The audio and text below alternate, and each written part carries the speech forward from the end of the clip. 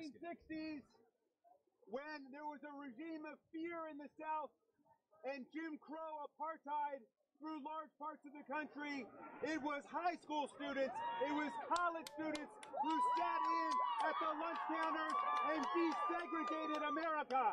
Your generation did that back in the 1960s. And 3 of them went to Mississippi in 1964, Schwerner, Cheney, and Goodman, to register voters to desegregate Mississippi, and they were killed for what they did. They spilled their blood.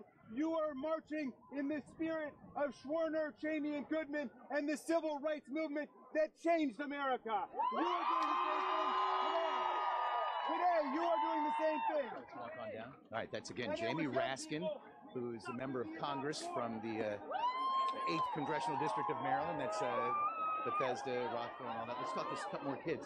Hey guys, how are you? All right, thanks. Where are you guys going to school? Bethesda Cherry Chase. Yeah. We all go to Bethesda Cherry Chase. All right.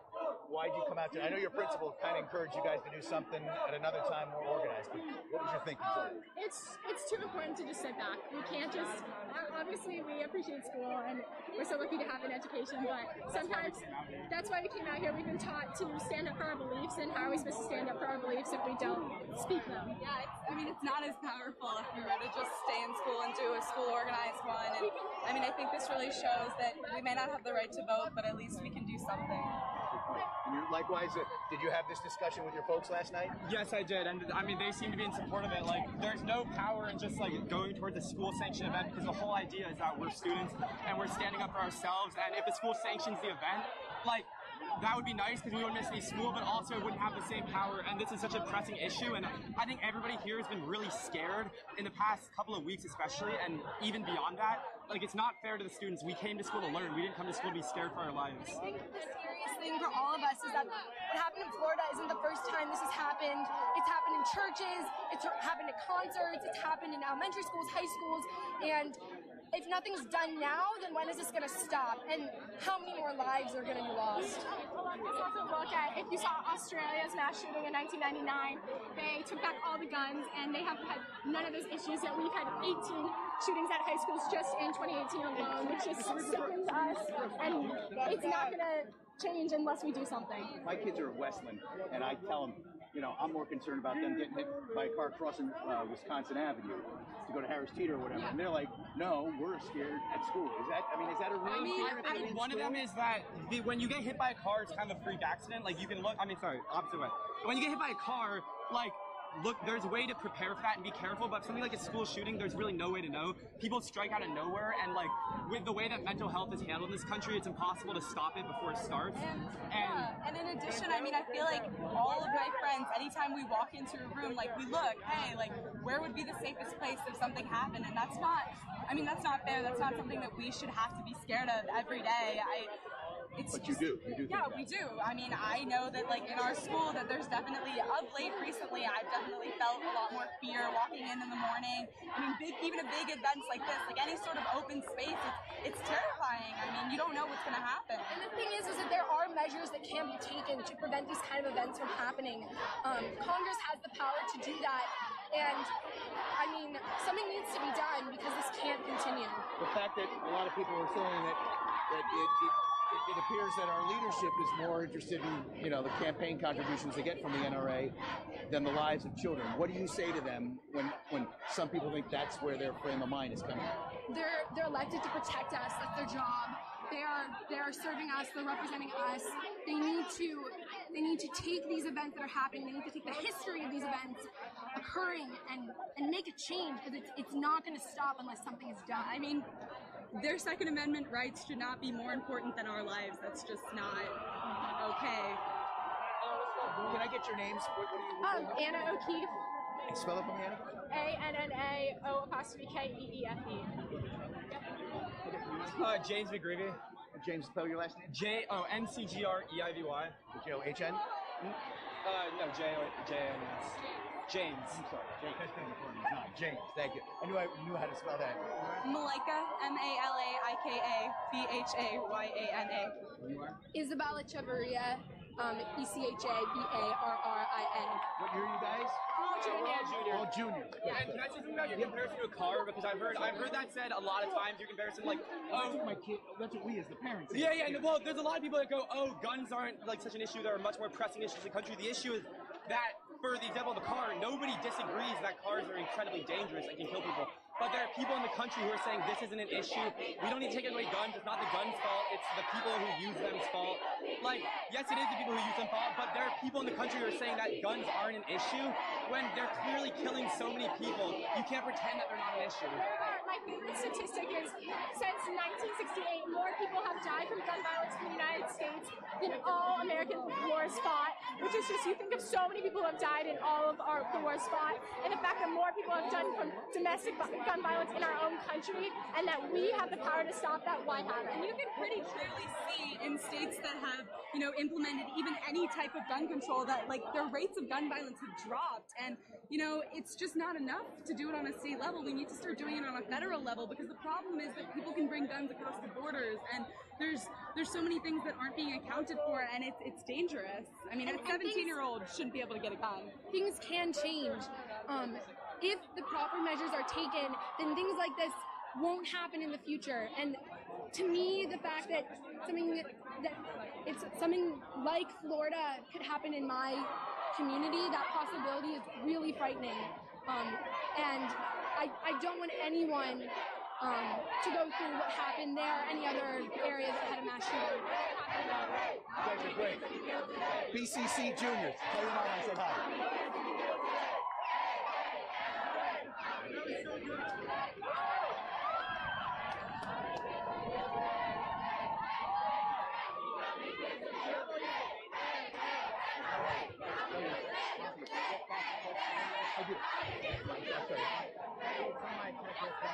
Nobody has yet. Yes, Bob, over here.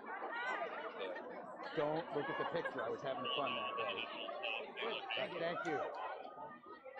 This is the ground that we use for your left arm taper. This is the ground. I think one. Yeah. Silence equals violence.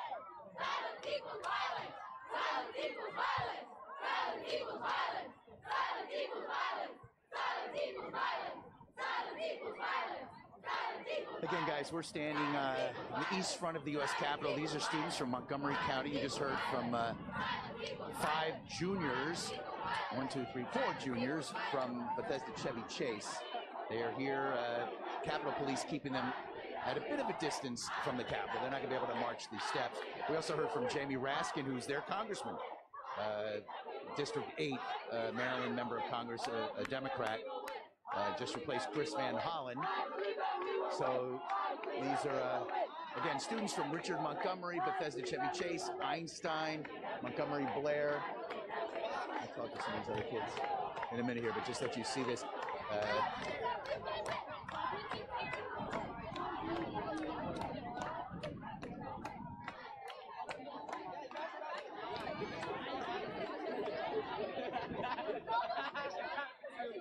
Protect us, don't shoot us!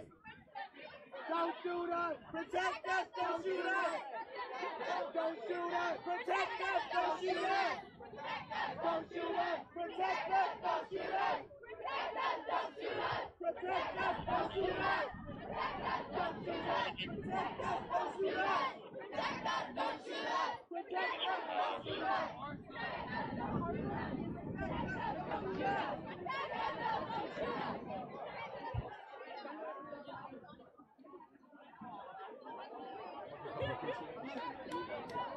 Hey guys, how are you?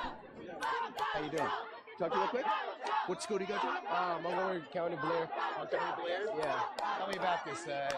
Impressive turnout. What brought you out today? Yeah, this thing can happen to any of the kids, and we want it to stop, and we want gun control. Yeah, and we want gun control. What do you make of the turnout? Hey, how are you, buddy? We want the government to help, like, to see that we actually, a lot of people care about it, and to stop gun control. Very much. Hey.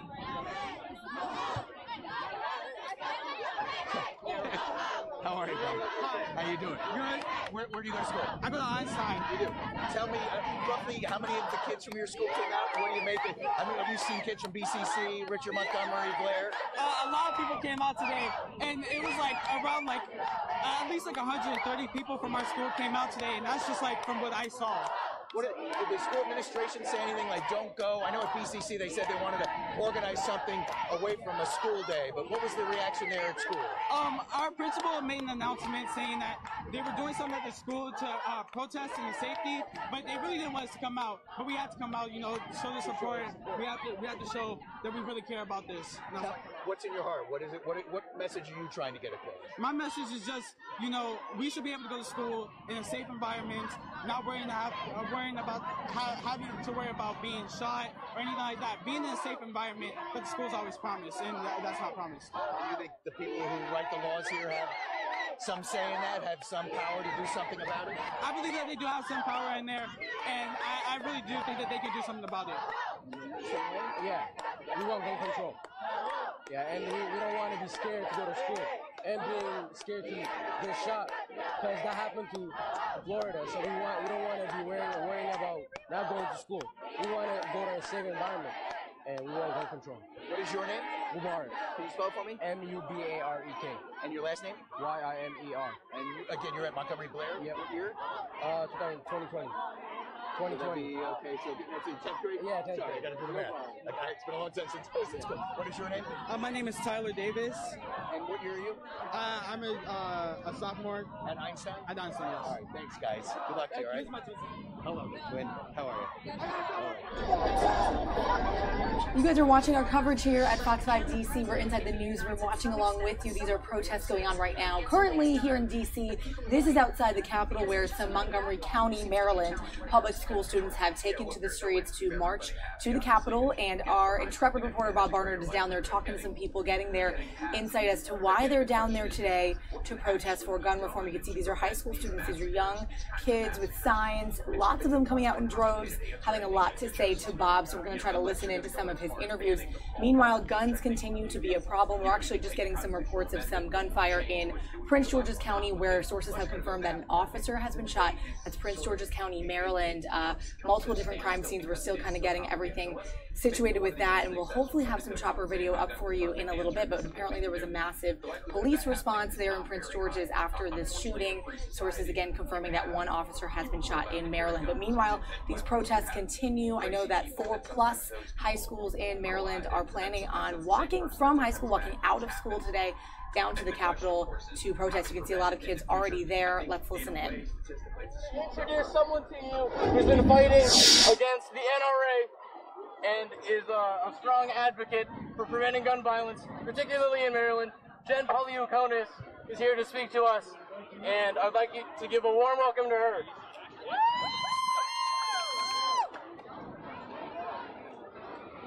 Thank you guys so much!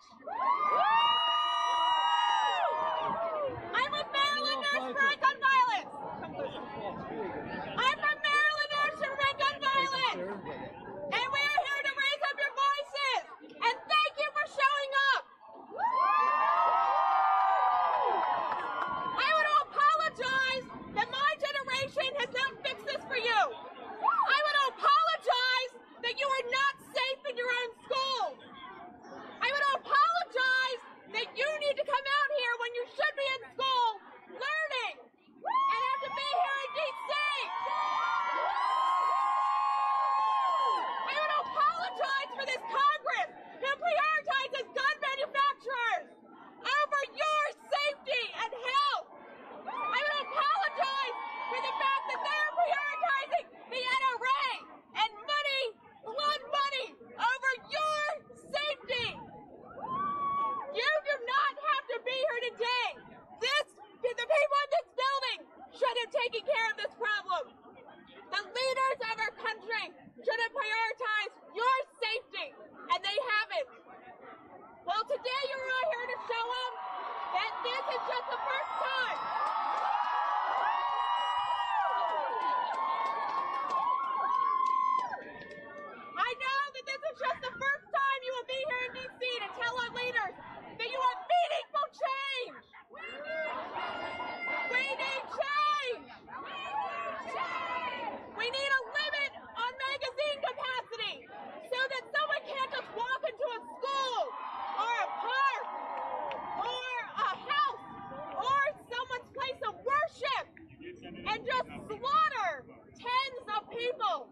without being able to stop, without anyone being able to stop them. We need to ban military-style assault weapons that were created for one purpose, to take a human life. They were created for the battlefield and they do not belong on our streets.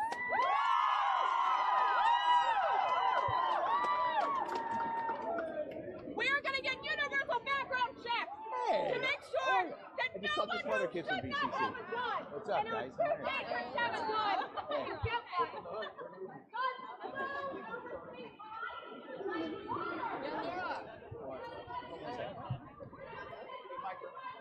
Shoulder break. I want to talk to one of my neighbors here. How are you, young lady?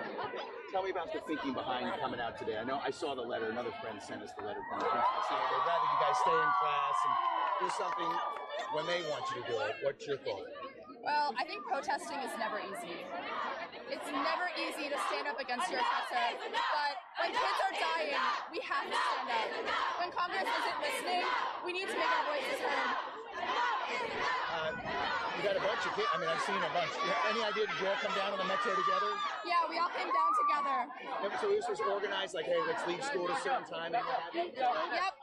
We're going to leave school after the second period, and we're going to march down here. We're going to meet all the other schools, and we're going to show up. I'm going to get a picture of you and send it to your mom. All right. Good job, Laura. Thanks. Thank you.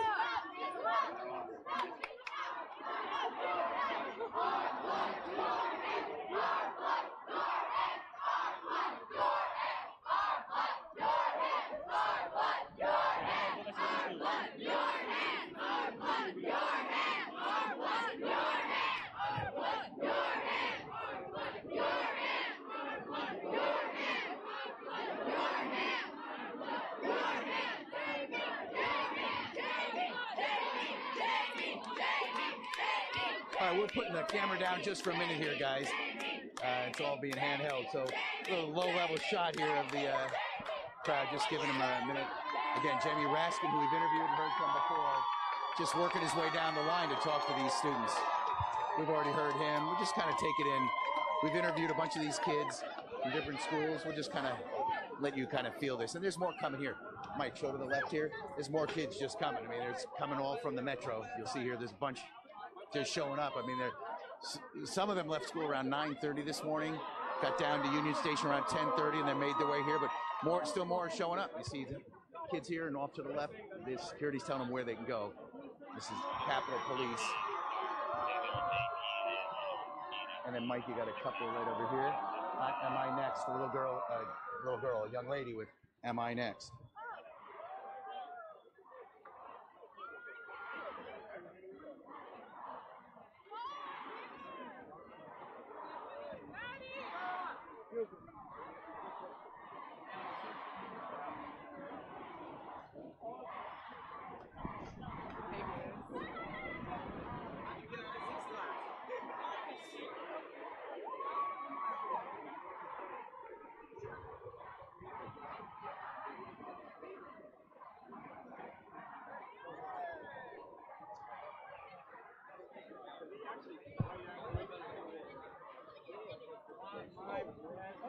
What school did you guys come from?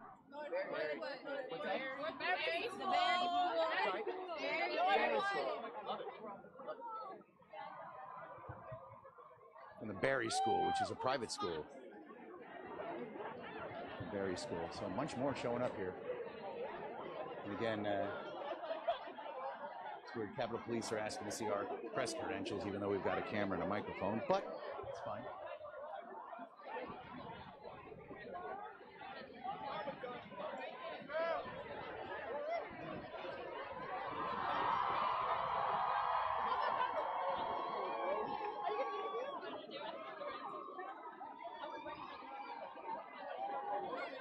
Obviously spoke to a lot of eloquent young people earlier from BCC, Einstein, Montgomery Blair. We had our helicopter over Richard Montgomery earlier. Yeah, more coming. It's kind of like this morning rally here at the U.S. Capitol. Another group of kids coming off the metro from Union Station. They're coming from Union Station to us here at the Capitol. So far, not any adults in terms of chaperones, teachers, counselors that I've seen. It's mostly kids just doing it on their own.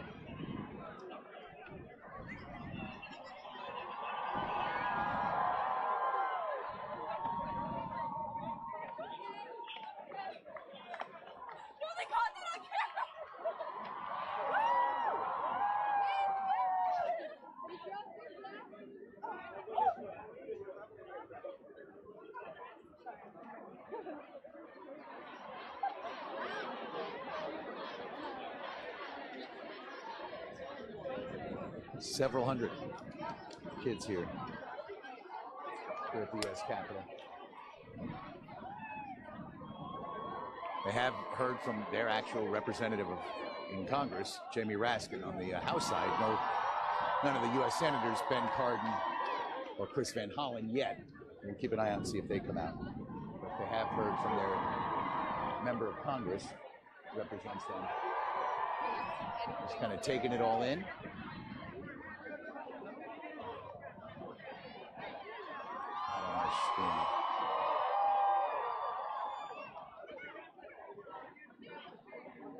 So we know we're sharing this with viewers on our social media platforms.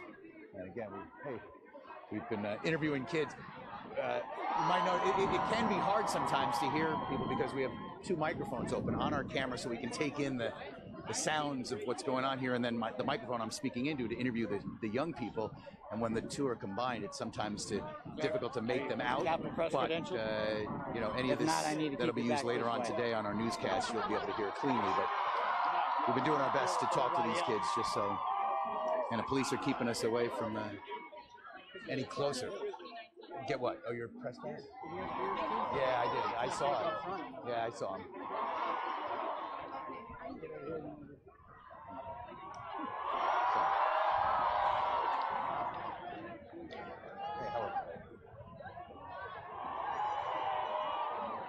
Let's talk to a couple more kids. Those of you who are watching and participating in this, by watching, it's trying to get the sun on the other side. How are you guys? Where are you from, guys? What school? From Blair High School. Blair. Montgomery Blair. Montgomery Blair High School. Let's spin around. Can we spin around? Get the sun in your faces here. Guys, how are you? I actually spoken to a couple other kids from Montgomery Blair, BCC, Einstein. What brought you out? And you got your camera, you're documenting this. What's in your heart today? You know, a lot of people are saying stuff like, marching isn't going to change anything. But I think it's really important that, a lot of people come together to show the world that, we're not going to just stand and let, people be dying. Like, we're in high school too. Every kid has a right to feel safe in the school. And that's what we want to march out here and say. This is a discussion I know a lot of families, kids are having with their parents. I haven't heard a parent say, I don't want my kid doing this. In my house and friends, they are supporting. I mean, are you feeling the support from your adults? Yeah, all the way. Even the teachers are being supportive. I remember one of my teachers was clapping. He's like, of course they didn't want to tell the students to leave, but they're like, truly, we support you guys. Yeah, people on the train, they were saying they're so proud of us. Like, go ahead and do it. So yeah, support all around. People honking horns and we pass by. Yeah, I know I spoke to some kids, and I saw the letter last night from the principal at Bethesda Chevy Chase saying, let's do something more organized. We don't want you to leave. It'll be an unexcused absence. But the parents I were talking to were like, screw it. If my kid wants to leave, I want their voice heard. Is that kind of how you felt at home? Yeah. Our school, they were like, if you guys want, you can meet at the media center and we can have a little discussion. But, we just wanted to make a bigger difference because nobody hears about a media center. Told me, basically, you can go if you really believe in it, but just be safe, come home safe. Yeah, be smart about it, be safe. Yeah, my mom doesn't mind, yeah, she said it's all right. How about yourself? What was the feeling at home for you? My parents, 100% supported me. They were telling me to go to D.C. and let my voice be heard. Your congressman has been around here. Jamie Raskin has been speaking to everybody, right? All right, Brent, can you just give us your name so we may use this later on our news? You are? I'm Jedediah Grady. Jedediah. Grady. What year are you at? I'm a senior at Montgomery Blair High School. I'm Rome DePasso, Romedepaso. Last name DePasso. And what year? Class of 2018. I'm a senior, and at Blair. Okay, you are? My name is Digmawi Tagay, DAGMAWITSEGAYE. Senior as well at Blair? Senior as well. All right, thanks, guys. Good to meet you. Way to go. Way to go. Thanks, guys. Thank you. And these are kids from mainly Montgomery County schools. very few adults in the crowd. These are mostly school kids. Now, I do see a parent. I don't know if this is a parent or what.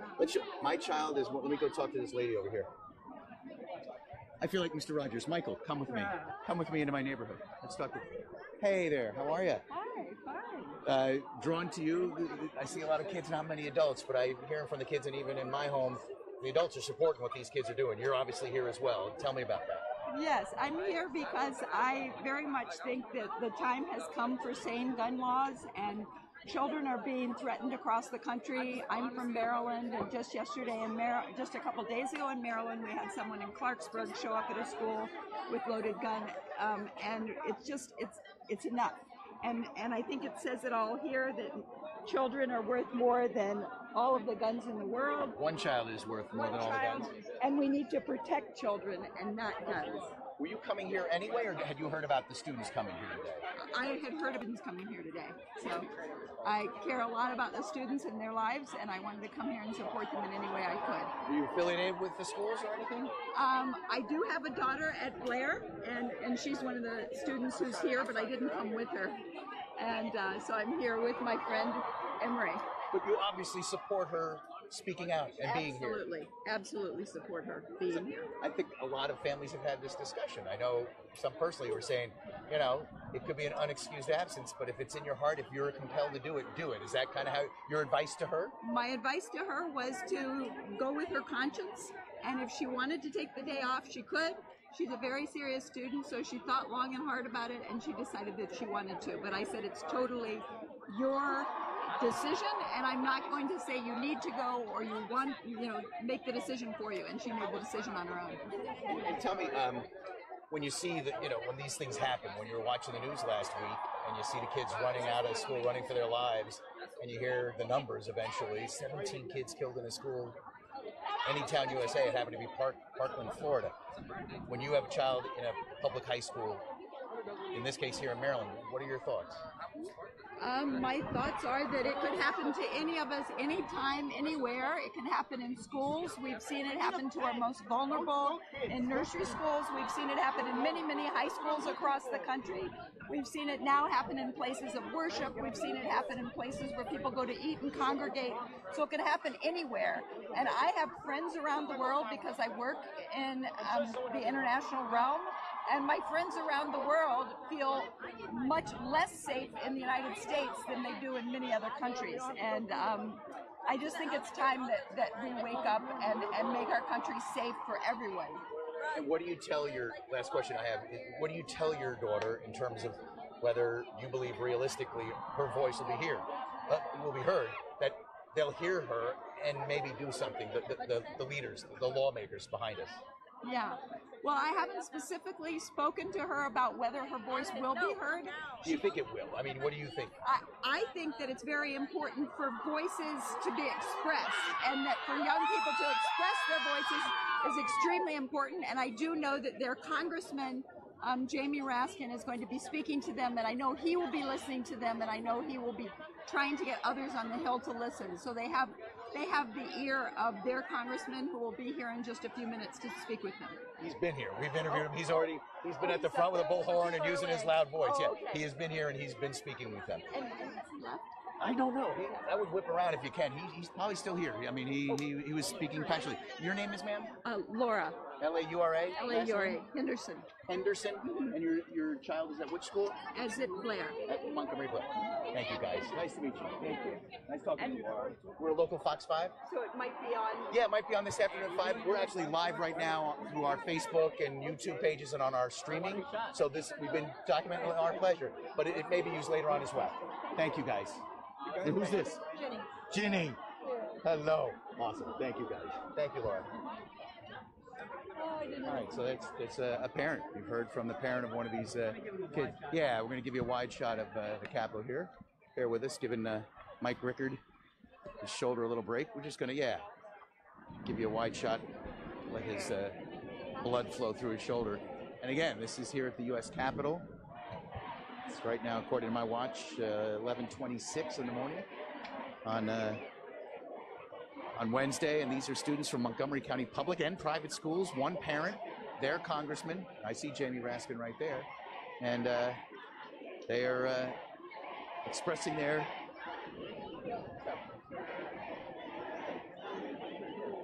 skiing on your hip, huh? Good for you, baby. Break easy, baby. Skiing on a new hip. And Jamie Raskin's over there, and yeah. So anyway, this is the scene outside the U.S. Capitol. These are students from Montgomery County public and private high schools. Come down by Metro. They left their schools, took Metro down, and are here to call on lawmakers to toughen the gun laws to try to save lives, like those that were lost in Florida at Parkland High School. I'm just gonna see if I find that lady and tell her Jamie's still here.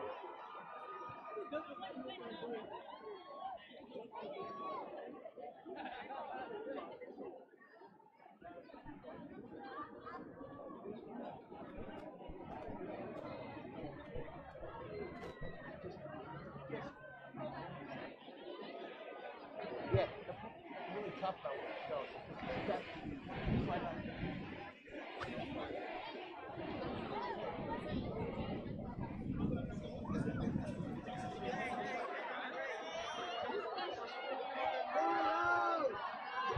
Just gonna let you take it all in for a few.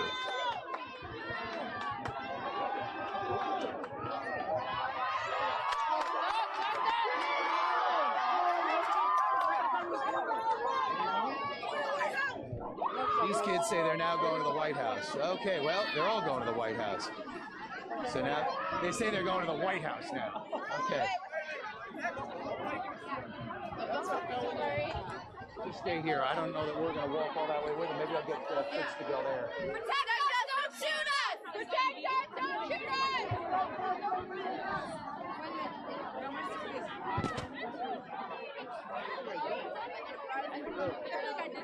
Yeah. Whoa.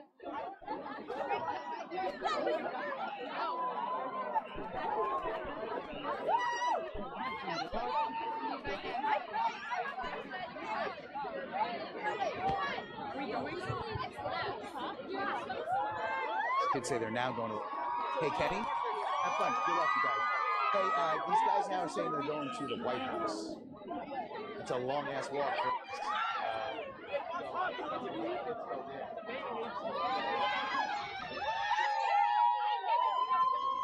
Oops, sorry. These kids are now on their way too, heading to the White House.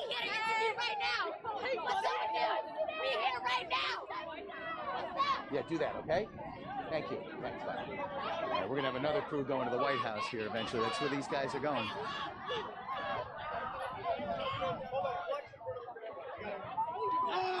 You get one more. If you get a good shot of them leaving, I'll get one more soundbite.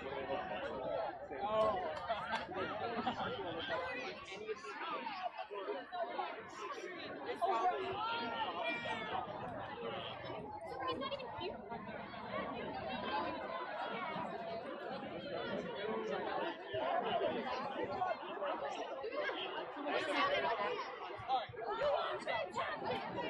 You are fantastic!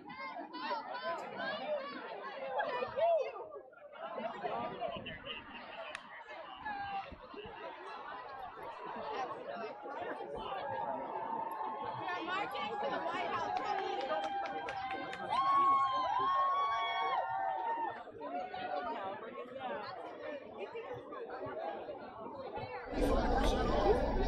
Hey guys, if you're on with us, I'm Molly here live in the Fox 5 DC newsroom. You're watching this protest, very well narrated by Bob Barnard, our reporter here at Fox 5 DC. He's tracking these droves of high schoolers who have metroed or walked or just sort of gathered in some way down at the Capitol today. They were planning this walkout. In fact, multiple schools in Montgomery County, Maryland, planning this protest today. In fact, it's a beautiful day to do so. But as Bob says, there's not a lot of people on hand, like parents or other types of security, really just the kids on their own coming off the metro.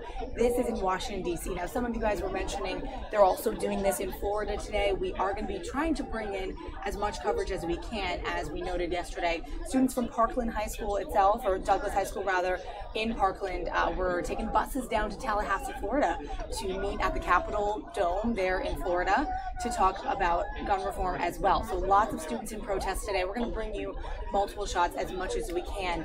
This coupled up with a little bit of sad news in our area, in a more hyper-local area, Prince George's County, Maryland. We are getting word that one officer has been shot and killed in Maryland. There was a heavy police response in Brandywine, Maryland today, just a few moments ago. We're going to see if we can get some chopper video up of that, but we're just getting sort of the details trickling in. But another death by gunfire in Maryland, and it happens to be an officer today. So that is some sad news here in our local area. But as you can see here, students are trucking away. You're hearing the voice of Bob Barnard as he jumps in and out for our social media reporting, and you get a nice shot of the Capitol there. We're going to take you also down to Tallahassee to get a little shot of the protest going on there. So we'll couple it up a little bit. And as always, guys, if you have comments or questions, feel free to leave them in our live chat today here on YouTube. We will answer what we can as we just cover all the live stuff that we can get, all the breaking news coming in to our newsroom here today. A lot of it surrounding the protests in wake of the shooting from last week, exactly 1 week ago on Valentine's Day, on Ash Wednesday, down in Parkland, Florida. So it looks like they're going to continue to sort of let people take in the scene here at the Capitol Dome here in DC. We're going to bring you down to Tallahassee as well, so you can check out what they're doing down there.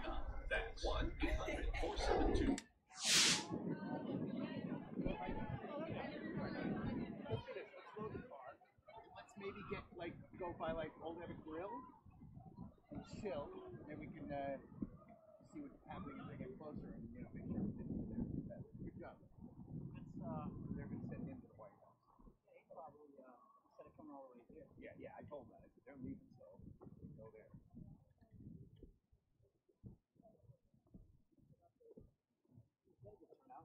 Yeah. That tons us down for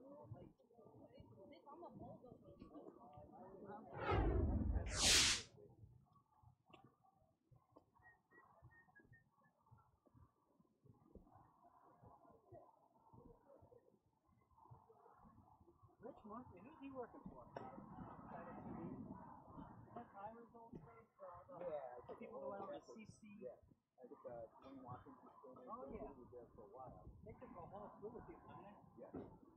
Is Rich like an MMJ guy? He's like managing editor or something. He's got a pretty top job. I'm pretty sure. Funny, because he's out here shooting.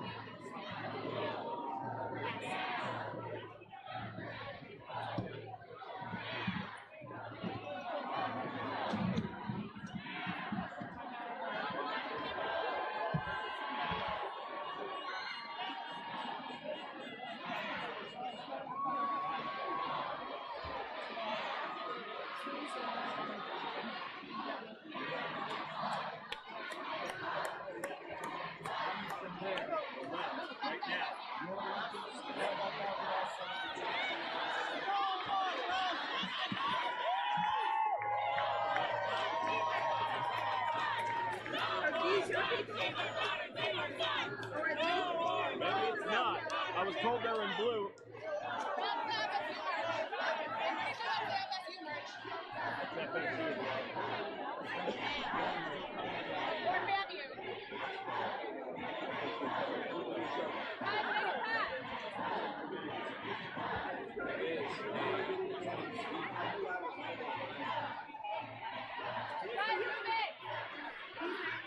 Back up!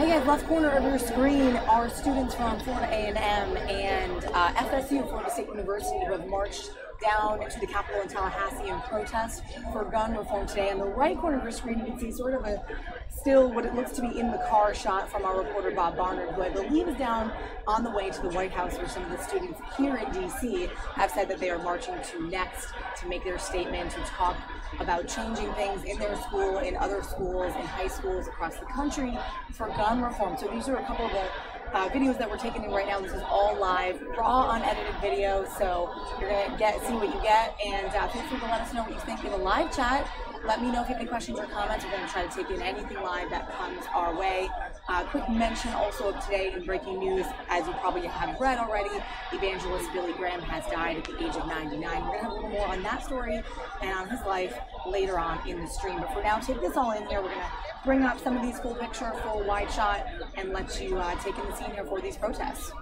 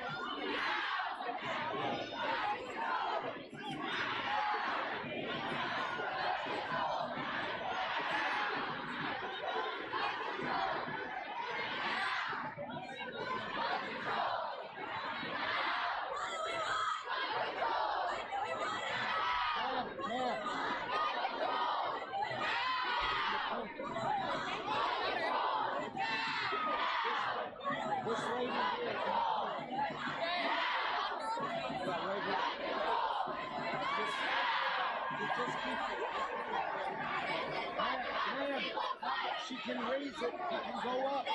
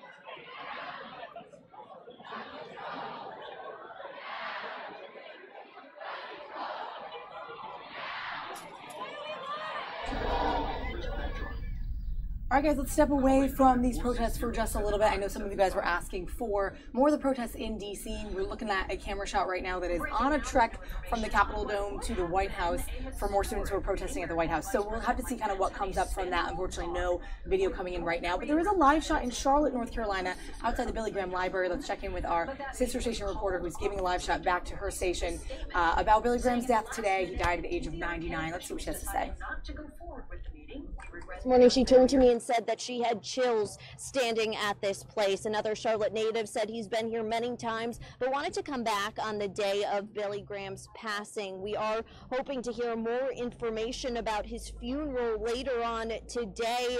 Here at the Billy Graham Library is the place where a private funeral will be held. We don't know that exact date yet, but a press conference is expected to happen later on today with those details still emerging. This is the place where his wife Ruth is also buried.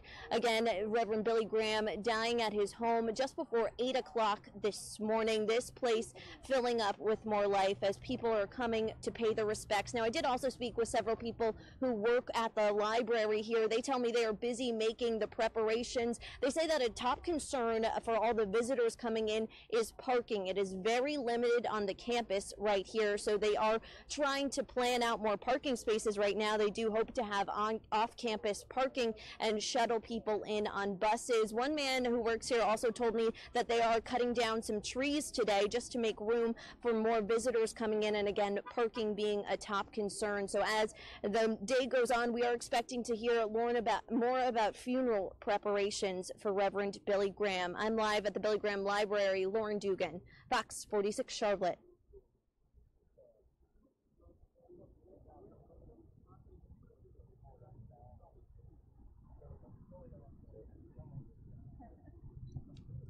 All right, guys, a live shot there from our sister station in Charlotte about Billy Graham. Later on, we're going to show a package put together from Fox News' Brett Baer. He did it this morning on Billy Graham, a brief sort of 3-minute chunk on his life and what he meant and what he touted to people. And I want to show that because it was very artistically done. And we're remembering Billy Graham today. Meanwhile, guys, this is some video that I have that just happened moments ago. Locally here in Prince George's County, a police officer has been shot and killed in Brandywine, Maryland. I know our area is continuing to report this. An officer has died in Prince George's County, Maryland. We're told, some reports are saying that the suspect has been killed and is now dead. We don't know if that suspect shot him or herself or whatnot, but they are still investigating the scene. You can see this was some chopper video from just moments ago. Very heavy police presence, a very chaotic scene there in Prince George's County.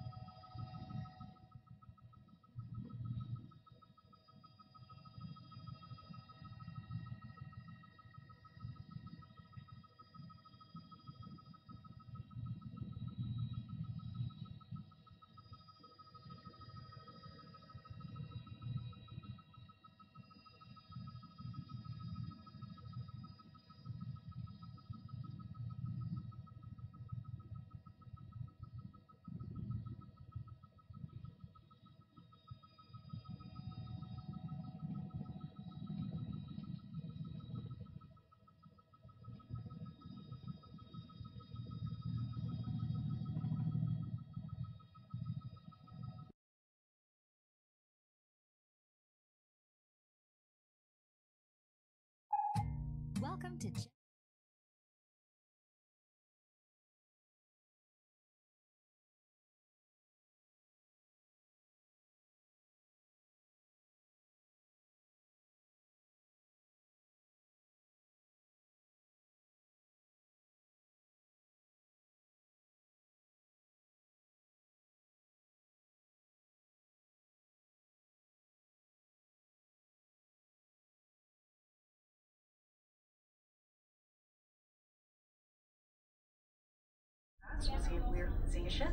All right, guys, what I'm just hearing from the newsroom on this breaking news situation is that we know that a police officer has been shot and killed in Brandywine, Maryland. That's in Prince George's County, Maryland.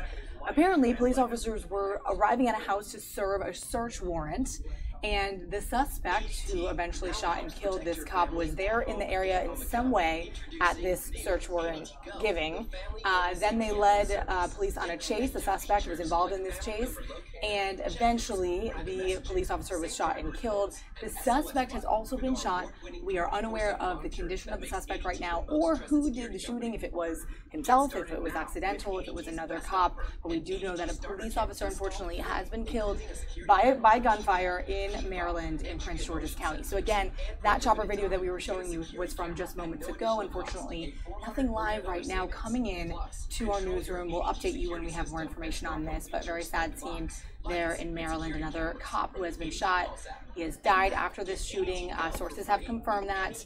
There was a massive police presence, lots of cops running down the highway. I know we have one of our reporters, Matt Acklin, on the way, or he's already there. I think he just arrived. So we're going to check in with his tweets as well to see what he can update for us on this situation if anything changes. But it sounds like there was this sort of one-on-one scuffle, and this cop has been shot dead. Again, unclear if the suspect was shot by police or if it was self-inflicted. We'll update you when we have more. We're going to go back to the protest in Tallahassee, guys. We have continued to see high school students from all over the nation protest today. They're walking out of their schools. They're making a statement, both here in D.C. and around the nation. Yesterday, we brought you the Parkland area students who were getting on buses, surrounded by media crews and others, parents, everyone there to kind of help with the protest, getting on buses and going down to the Capitol Dome in Tallahassee, and that's where they've reached right now. I'm told this is some footage right here of students from Florida A&M and Florida State University in Tallahassee engaging in this. You can see lots of signs present, lots of people there. This seems like a pretty well-attended protest and event. Again, when we have new stuff coming in, I'll bring it to you. We're just going to try to bring you the live breaking video that we have from around the nation today on our stream for Fox 5 Live. But for now, I'm Molly inside the newsroom. Take a look at this protest.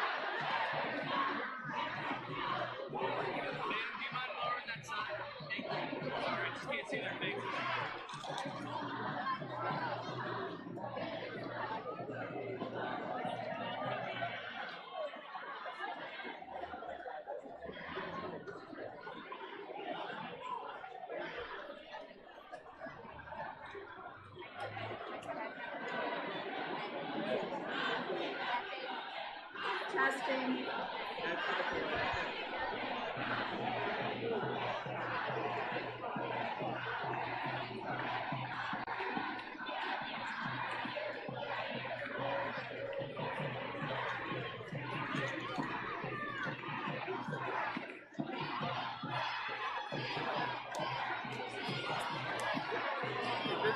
Does this work? Yeah.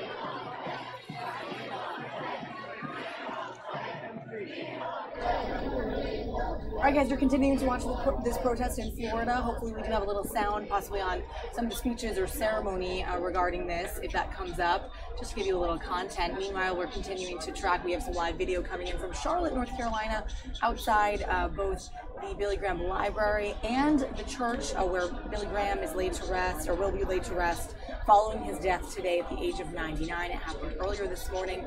We'll play a brief package for you guys as well later on that came to us from Fox News Channel earlier this morning about a little bit about his life and legacy and what he touted, what he stood for as well. So that is sort of big in the news this morning, as well as the student protests following the shooting last week, just a week ago in Parkland, Florida.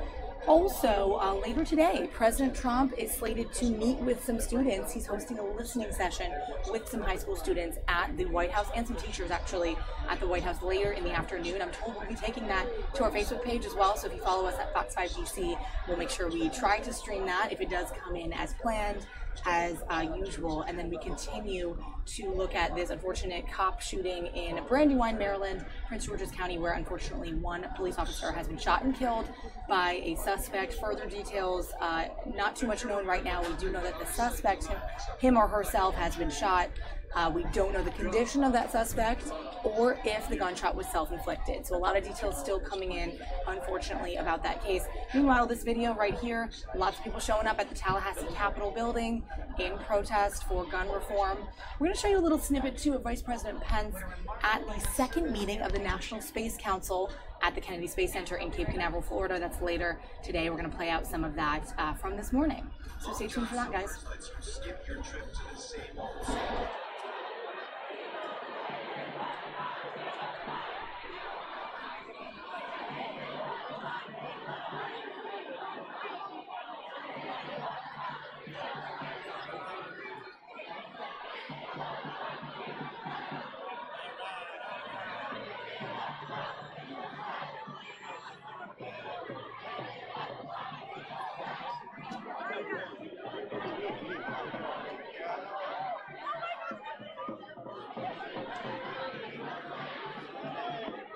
We're running out of room up here, you guys.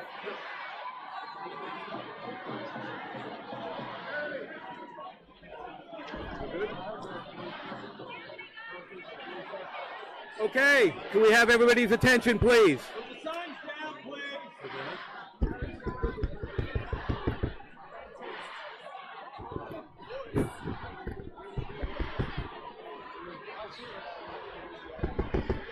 Hello, could we have your attention, please?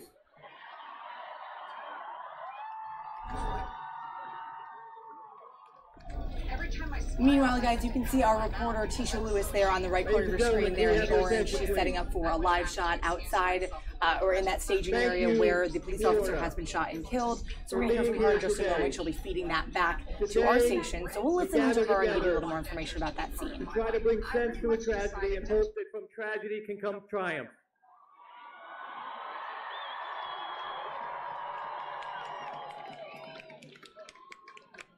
February 14, 2018 is a day we will never forget. And we must also ensure that the lives lost on that day are never forgotten and that they were not taken in vain.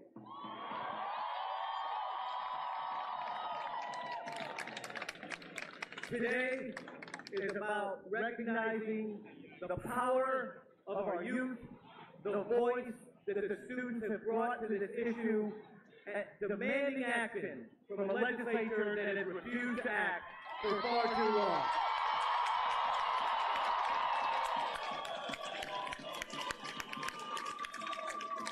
Before we begin, I want to recognize Pamela Goodman from the League of Women Voters, who's been instrumental in setting up this rally, who is going to introduce clergy who will say a blessing before we proceed. Pamela? Thank you, Senator.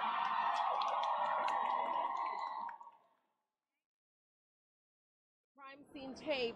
All of this happening again after a police officer was shot and killed. Again, all traffic is being diverted southbound on Livingston Road. This is an area that you want to definitely avoid. There's been a massive police presence on the way here.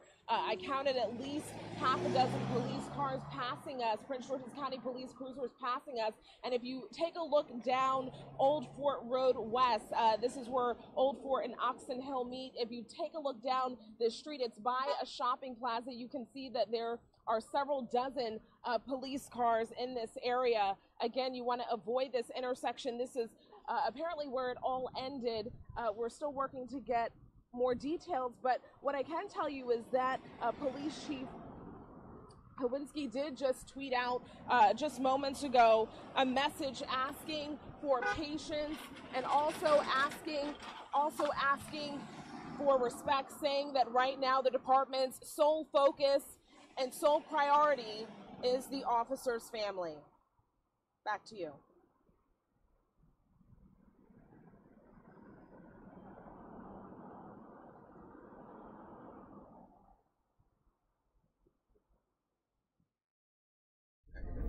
So a little update there from Tisha Lewis, who is there on the scene. Tisha is one of our reporters who is there. She's saying massive presence, just like we were mentioning, of police cars responding to this scene. Not a whole lot of details coming out right now. Unfortunately, we're going to try to keep you updated as we have more live shots come in for that. So let's, for now, bring up the volume on some of these protest speeches here in Tallahassee. Testifying in committees and working on legislation, but I never felt what I felt Saturday standing next to those students in Fort Lauderdale. It's a movement.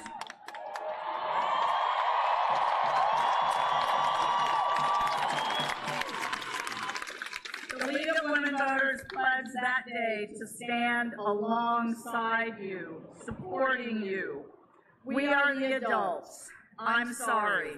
We have failed you up to this point in time, but we are here to listen. We are here to coach. You run the ball. You call the plays. This is your game and your game to change, and you can do it. Remember, everyone, this is an election year. Your vote is your voice.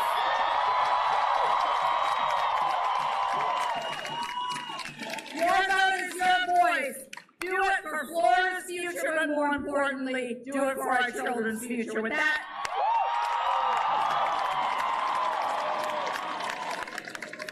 back to Gary Farmer. Good afternoon. My name is Patty Brigham. I'm co-chair of the Florida Coalition to Prevent Gun Violence. We are here today to tell our lawmakers that it is time, it is past time to ban assault weapons in the state of Florida.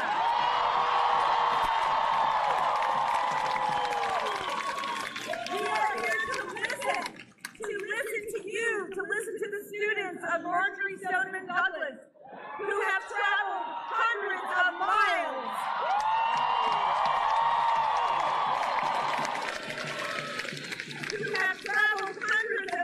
To tell their stories after losing their friends to a shooter with an AR-15 assault weapon. We are demanding that these weapons be banned.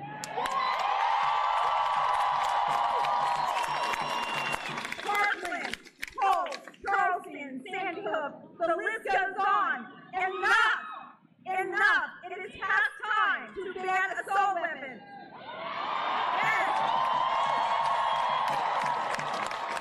Yet, in the words of Martin Luther King, the time is always right to do the right thing. Yes! Let's do it!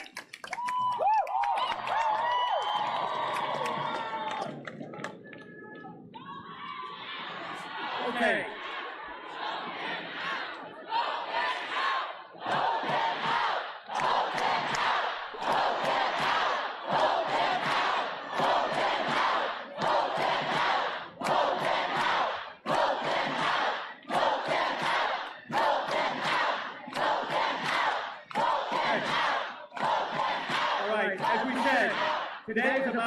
the students. Today is about your generation. And so we want to begin by calling up Florence Jarrett, a student from Marjorie Stoneman Douglas High School.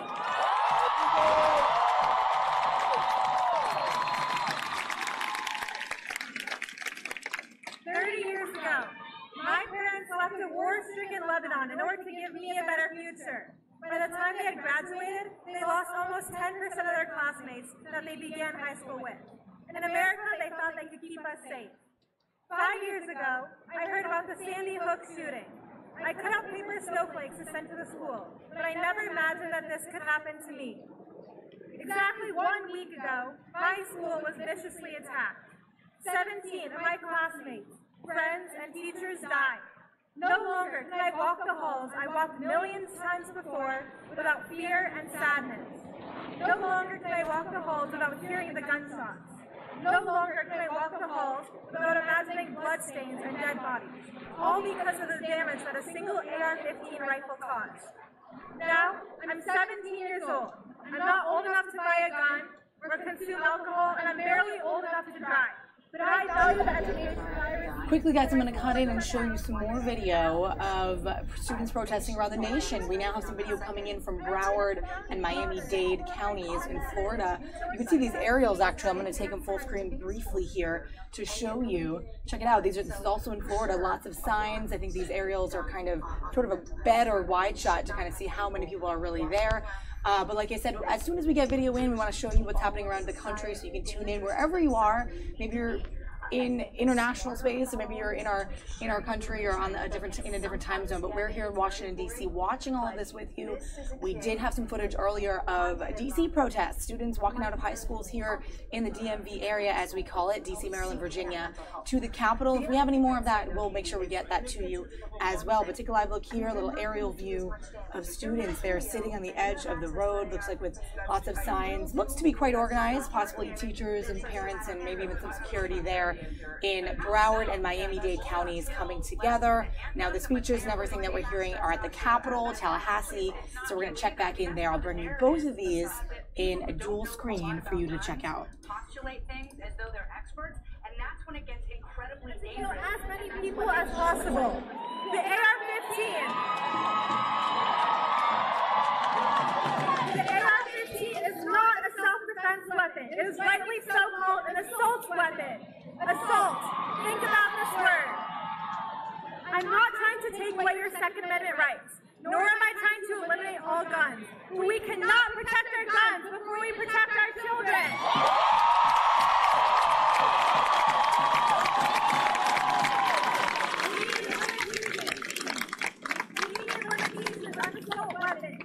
Individuals who need the same weapons that our soldiers use overseas to fight wars do not need these weapons. Individuals who are not allowed to board an airplane should not have access to these weapons. 90% of my fellow Americans support background checks for the purchase of all firearms, yet you, our lawmakers, have failed to act.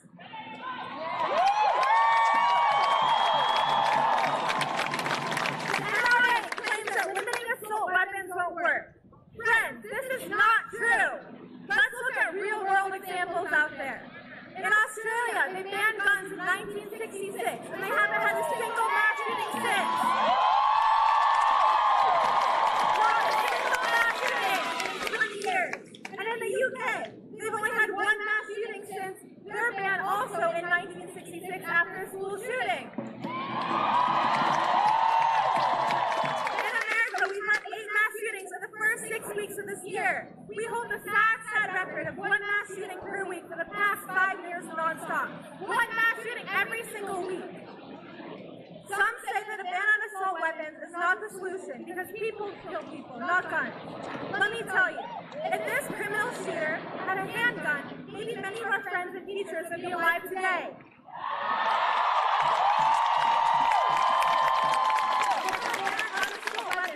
One more life.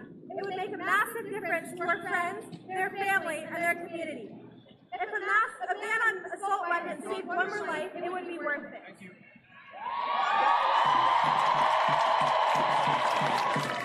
We also hear that mental health is a real issue. Maybe this is true, but before we also know how to cure mental health, isn't it common sense to ensure that people suffering from mental health don't have access to these legal weapons?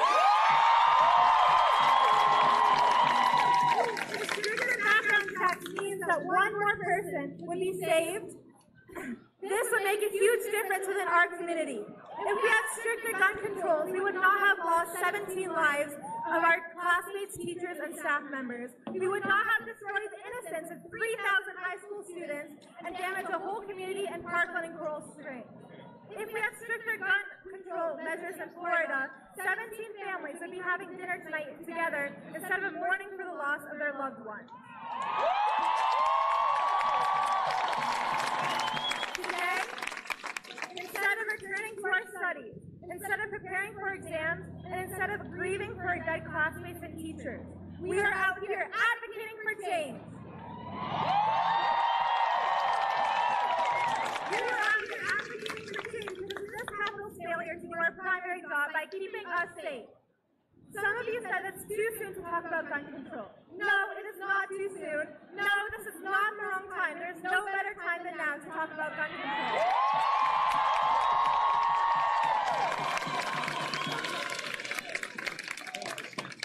If you wait, then someone else might become a victim too. Your children might become the victims too.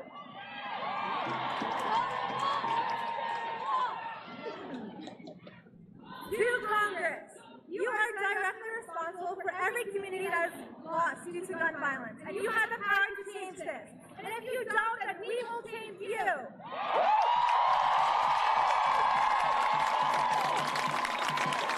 We may be too young to vote, but soon we will be able to vote, and we will vote you out. And soon, we will be able to run for office, and we will take your place. And many students around the country can't wait to go vote, can't wait to go run for office, and to make a change, to make a safer world. You adults have failed us by not creating a safer place for your children to go to school. So we, the next generation, will not fail our own kids. We will make not today, then tomorrow. Not tomorrow, next year. Take it from us. You created a mess for us, but we will make this world safer for our children. Children and the students all around the world are watching you. The people of Florida are watching you. The citizens of my beloved United States of America are watching you. If you do not take action now, then we, the future leaders of America, will.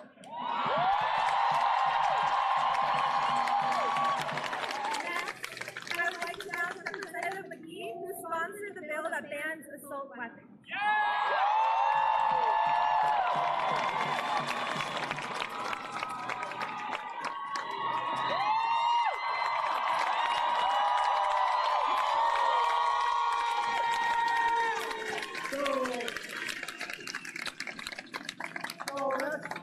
Make sure we are clear and we're on the same page.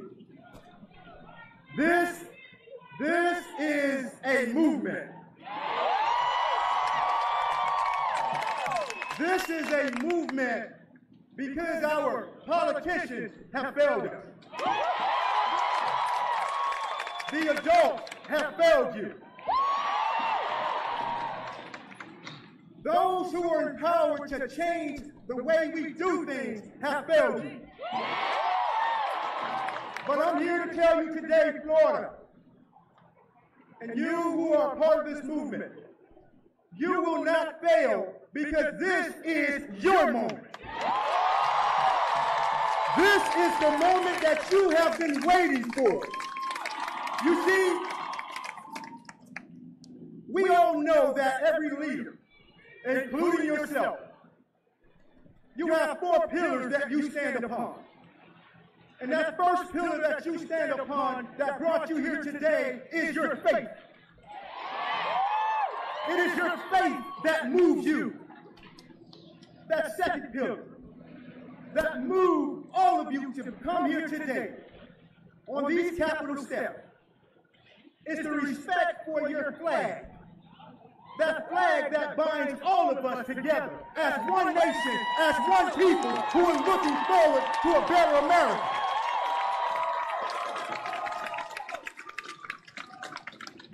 The third pillar that you constantly remind us of is the importance of family. You see, this is a family. Margie Stoneman was a family. This is a family affair. This is a family affair. But it is that last pillar. It is that last pillar that led me to push forward that motion on the House floor yesterday. It is this last pillar that I know that really brings all of us together and put all of this into true context. And that last pillar is our future. Hey guys, we're inside the DC newsroom here. We're going to continue to bring you these speeches, these protest speeches at Tallahassee's Capitol building.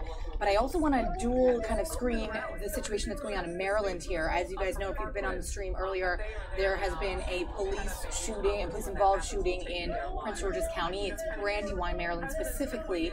We have a couple of reporters on the scene here, and so we're going to bring up the sound when they do their live shots back to our station, just so we can get in a little more information as the small bits of information are trickling in to our station about this situation. You can see heavy police presence, ambulances, just lots of people in this chaotic scene in Maryland. Another unfortunate, sad story about a police who has been shot, killed.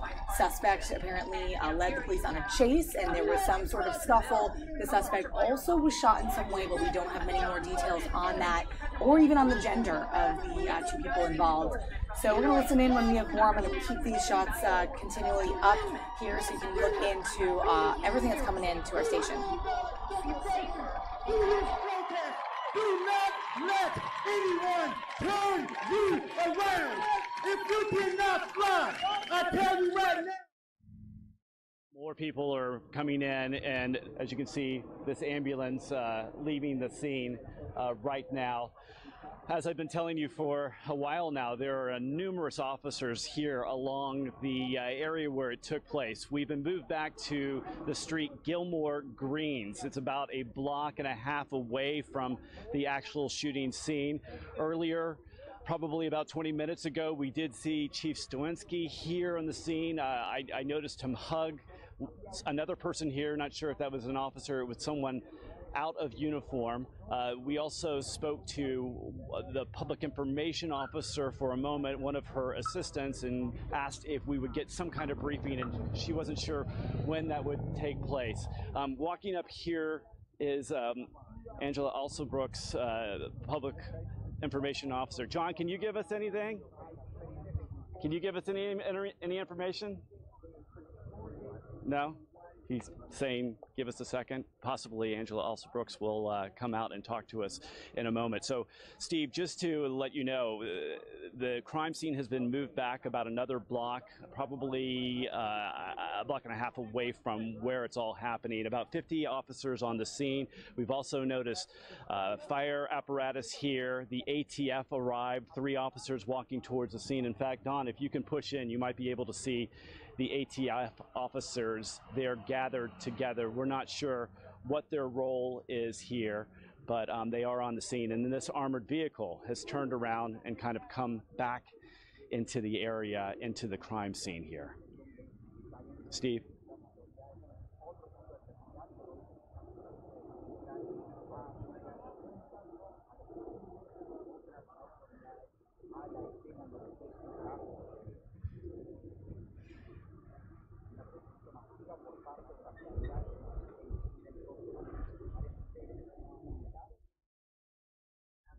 Right now, we understand. All right, guys, that was the latest update from Matt Ackland, who is live on that scene in Maryland. Just another sad day for Prince George's County, and Prince George's County Police actually recently tweeted out this message. Here it is. This was their most recent tweet. With broken hearts, we are announcing that one of our officers was shot and killed today. The brave officer was shot while stepping in to protect a woman threatened in a domestic situation. Please keep his family and our department in your prayers. So that's the latest that we have officially word from them. You can see with the scene here on your right side, just chaotic scene there. People walking around, officials, politicians alike, taking in the information. Matt Ackland is there in the blue shirt. He was just speaking to the camera back to our air here in Washington, D.C., local Channel 5. and we're trying to bring you the latest from this local scene, a very hyper-local situation, and then also this national situation that we're monitoring, the protests around the nation. I have some more live pictures from Broward and Miami-Dade County. Look at those aerials, lots of kids there with big signs, likely skipping school, likely walking out today in protest to make their voices heard. We're going to continue to bring you these pictures and all live pictures that we get in today, live here on Fox 5 Live. I would just like to thank Lauren Book We and everyone have else to stick together, and more than anything, we cannot polarize each other anymore, regardless of our political views. If we want to get anything done, we have to come together.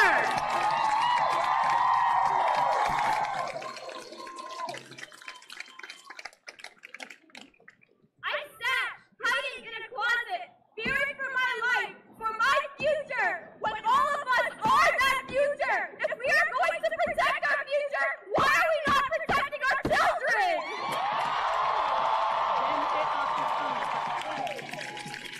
The AR-15 is a senseless weapon that by default can shoot out over 600 rounds. It does not take 600 rounds to stop an intruder in your home.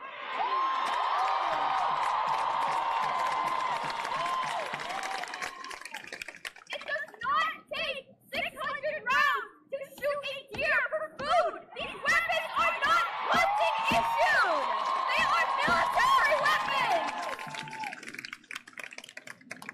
People, I call upon everyone here and everybody who is not here to act. Soon enough, many of us will be old enough to vote these people who choose inaction and silence over the rights of our people.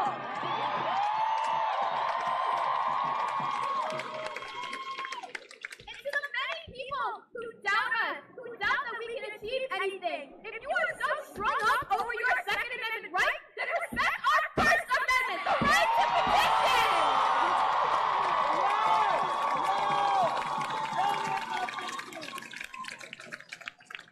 We have seen so many senseless deaths in this country due to the inactions of many. We have a majority who is choosing not to act. For whatever reason, I will not try to fathom. We need to act ourselves. All right, guys, a little bit of new information coming in from Prince George's County Police. So back to Maryland, our local story here. Prince George's County Police Department News is saying that the suspect who killed our officer was shot and killed by responding law enforcement. More details to come later. We're just getting word that there will be a press conference and news conference later this afternoon, so we'll hear the official word there, and I'm sure we will have that live for you on camera as long as we are streaming this afternoon. So those new details coming in. We know that a police officer was shot and killed by a suspect. That suspect led police on a chase, and then in return, that suspect was shot and killed by law enforcement. So that's the latest on that police-involved shooting situation in Brandywine, Maryland. We'll continue to bring you updates on that. Not a lot of new information coming out, just this scene in Prince George's County that we were looking at earlier. Lots of police presence there in Prince George's County. A very sad scene for Maryland and a sad story for Prince George's County Police today. Nicholas door was seen pushing another student out of the way when the terrorist shot into his classroom.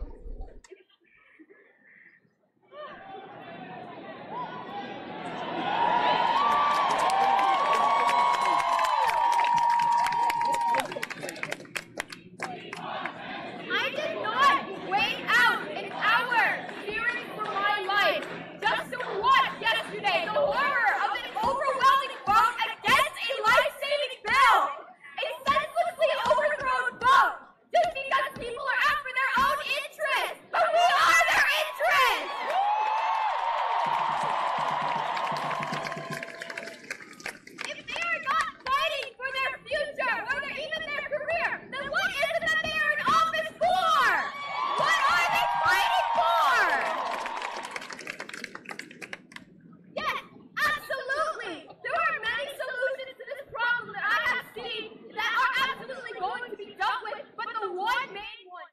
ago, obviously going to be setting up here for quite a while. Another thing that we noticed is that officers are kind of fanning out down the blocks. It appears they are talking to residents in the area. If you look down this quiet block here, it might be hidden by the other cameras here.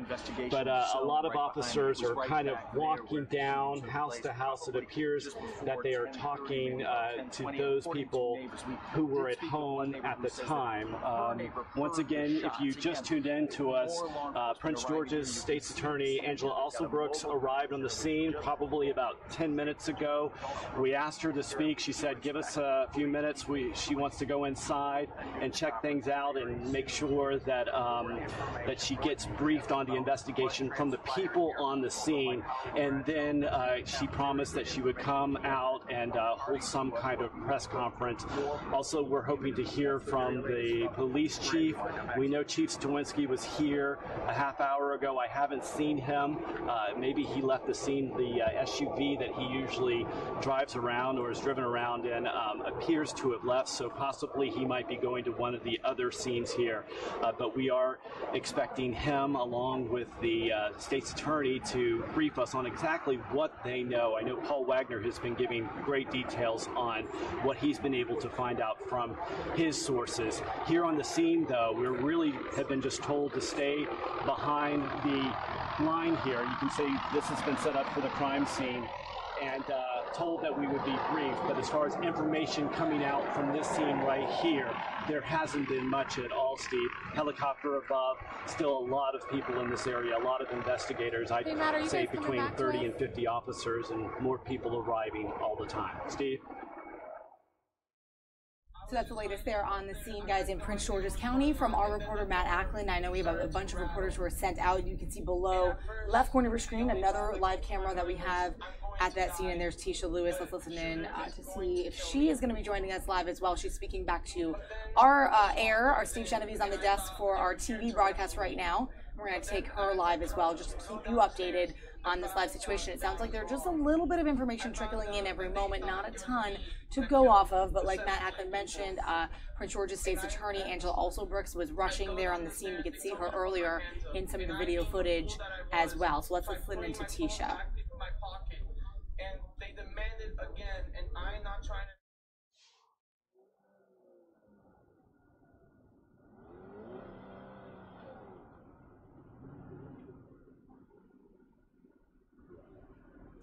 Hi there, Steve. We're about 10 miles away from my colleague Matt Ackland, and you can see around me traffic is basically at a standstill. We're talking about gridlock here in this area on Livingston Road and Old Fort Road and Oxon Hill Road, where it all meets at this intersection. Traffic is being diverted. Old Fort Road is closed. It seems that this is where this tragedy came to an end. If you look down on Old Fort Road, you can see flashing lights and police cars. We're talking dozens upon dozens of police cruisers. All of this unfolded just next to a shopping plaza. There's also a fast food restaurant, but if you look past, you can see there is still a taped area where it's cordoned off in this area along Old Fort Road, where traffic is being diverted onto Livingston Road. This is apparently where the suspect was shot in this area. Again, this is about 10 miles from the location where Matt Ackland is, where it all started. This is apparently where it all ended.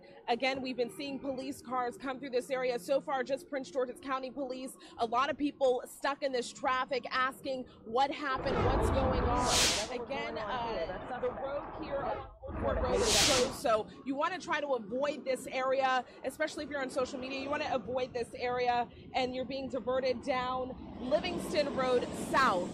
This is where all of this came to an end along this area. And again, on social media, a lot of people asking questions. Also, Chief Stawinski tweeting for patience and respect and saying that the department right now is really focused on this officer's family. Steve, back to you.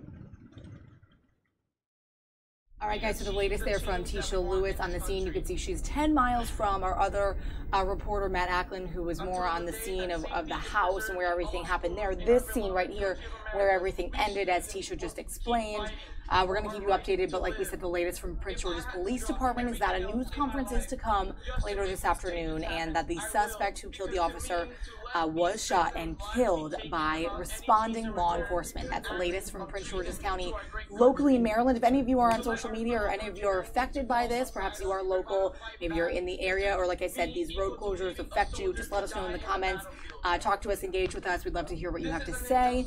We're going to continue to follow some national stories as well, including this continuing protest down in Tallahassee at the Capitol building. Teachers, parents, students, officers, politicians, everyone down there to let their voice be heard on this gun issue. All that and more coming up on our live stream here, guys. Never again should a tragedy of this caliber happen in this country. Losing their life. What is happening to us, Florida?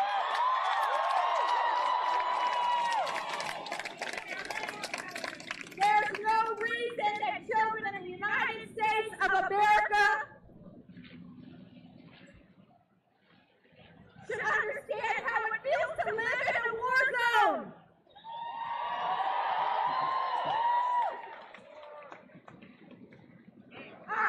Our legislative process here, you know what it is? It's bullshit!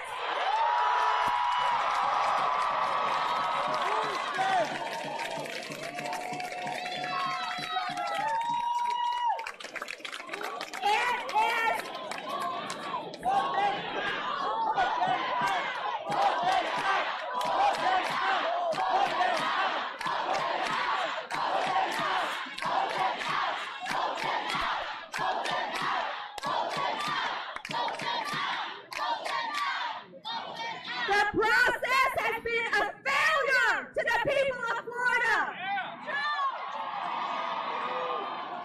House Democrats, along with thousands of other Floridians, millions are sick and tired of the senseless and preventable mass shootings.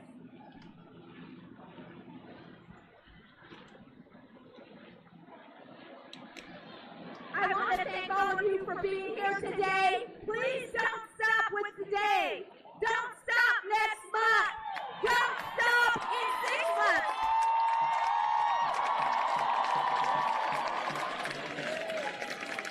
There are students in schools across this state that need you to carry on the fight.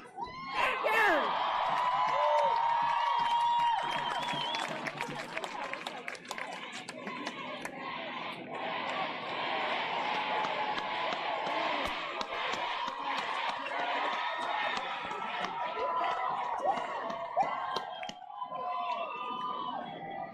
We talk about these bills not being heard.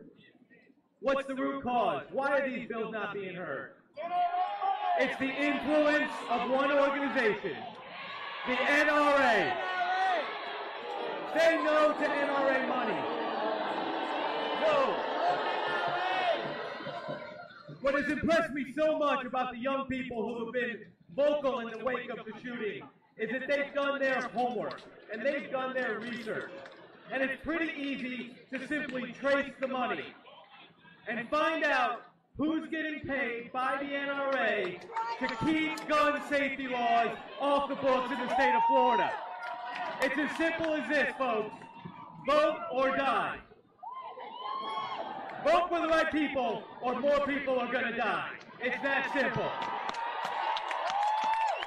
One of the sponsors of the gun bills that we're talking about, a bill to ban assault weapons and ban high-capacity magazines, is State Senator Linda Stewart.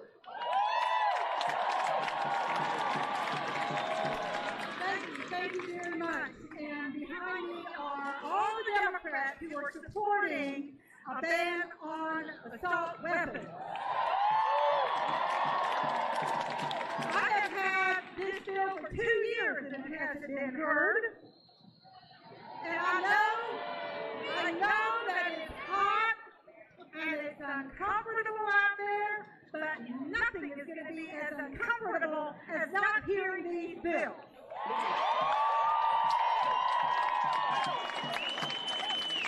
You're young, and you know, you're just experienced the worst thing that could ever be experienced for your age. And we just are so proud of you to come here, move yourself forward, and stand up. And we are going to get something done because you will not let it not happen. We can't bring back all the nameless deaths and people that we lost, but we certainly can do something about the future. And I know I have to also speak on behalf of being concerned about the parents, and I also want to make sure that y'all understand that, you know, you might have a need for counseling. You will, and I'm hoping that that will be available to you, because when I was at Pulse, and that's in my district, PTSD was, we had to fund it, we had to get more people involved, and that will happen, and we hope that the counselors will be there for you, because we need to. And don't be afraid to go either. So I just want you to know, we have not given up. I know they had a vote on the House. They have not done anything on the Senate side. I have put amendments on. Very disappointing. But it's alive in the Senate. I have put 2 amendments of my bill today. They TP'd that bill, temporarily postponed it. But we are not going to give up. We have next week and the week after, and that is exactly what we're going to do. We're going to force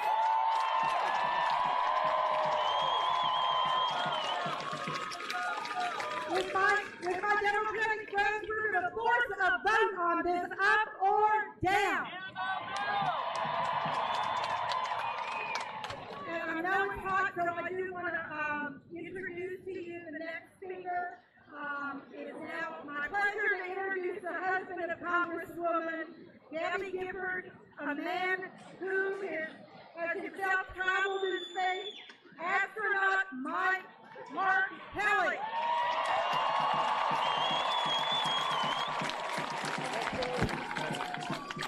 Hello, everybody. Little hot out there today. I appreciate the breeze. Thank you so much for coming out.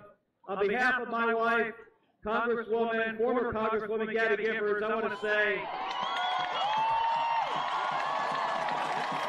to say how unbelievably impressed we have been with all of the students from Parkland. The ones we have seen on TV have been just incredible. You guys woke the country up. Now the goal is to keep them awake. You know, I love the state of Florida. This is the first place that I registered to vote. I also flew into space 4 times from the state of Florida, and more importantly, came back to the state of Florida. Guys, as you know, we're continuing to follow a local story here in our D.C. newsroom in Maryland. We have a couple of reporters on the scene of an incident with a police officer who was shot and killed this morning. Matt Ackland has the latest right now. It's live. Let's go over to him just briefly to hear the updates. Has arrived here. Angela Alsabrooks is the first public official that I had a chance to talk to as she walked into the scene and asked if she might brief us when she gets out. We're not sure at this point how long it might take before she returns. I do know in the past when I've talked to the state's attorney before, she often does arrive on the scene, especially big cases, and she goes right in and she talks to investigators. She sees the sites of what happened in the immediate area. Some of those things that she can talk about, and I'm sure there's many things when she comes out that she might not be able to talk about. Probably what's taking place, and I'm just using this on experience, is likely the chief of police and other people are probably going to the families, going to the friends, the co-workers, and trying to comfort them at this point. We don't have any idea when the chief will brief us. If you were noticing some of the tweets that came out earlier, Steve, you might have noticed that they said that the chief will speak sometime later this afternoon, but they didn't give an exact time. So hopefully from the public information officer, maybe some of more sources. I know Paul Wagner's really been getting some detailed details for us this afternoon, but we hope in the immediate future, possibly Rashawn Baker might show up, the county executive, maybe the chief will return to the scene. We believe he left. We're not 100% sure that he left. He might still be here with the state's attorney.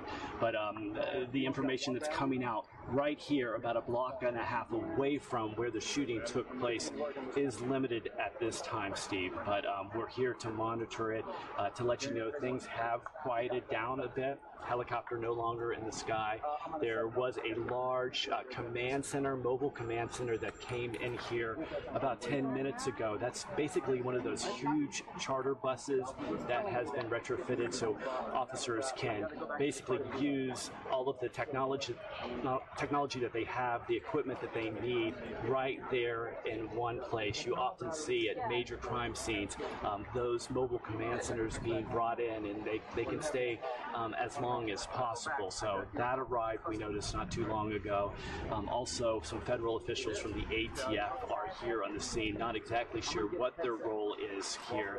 They have not briefed us at all either. So a lot of questions. The media is here to ask, but at this point, Steve, still waiting for some kind of official to come here and talk to us a bit at the scene.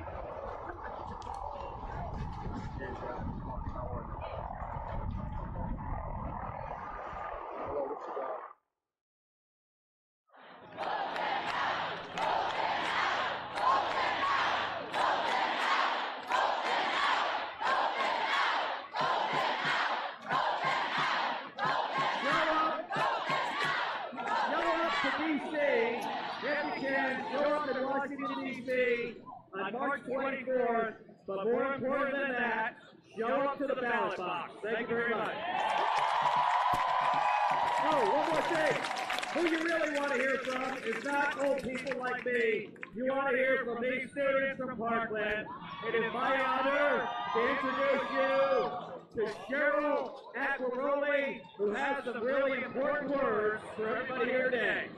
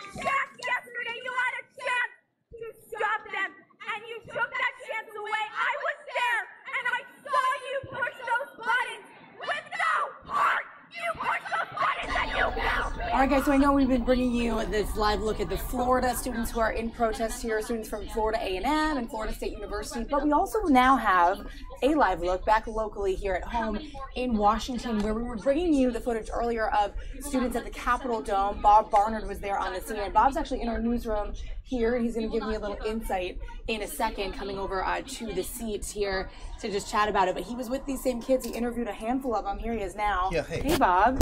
Come Hey there, Molly. over. Let's get a switch shot here. This is the White House now? Yeah, they're at the Okay. White House. We just got this in.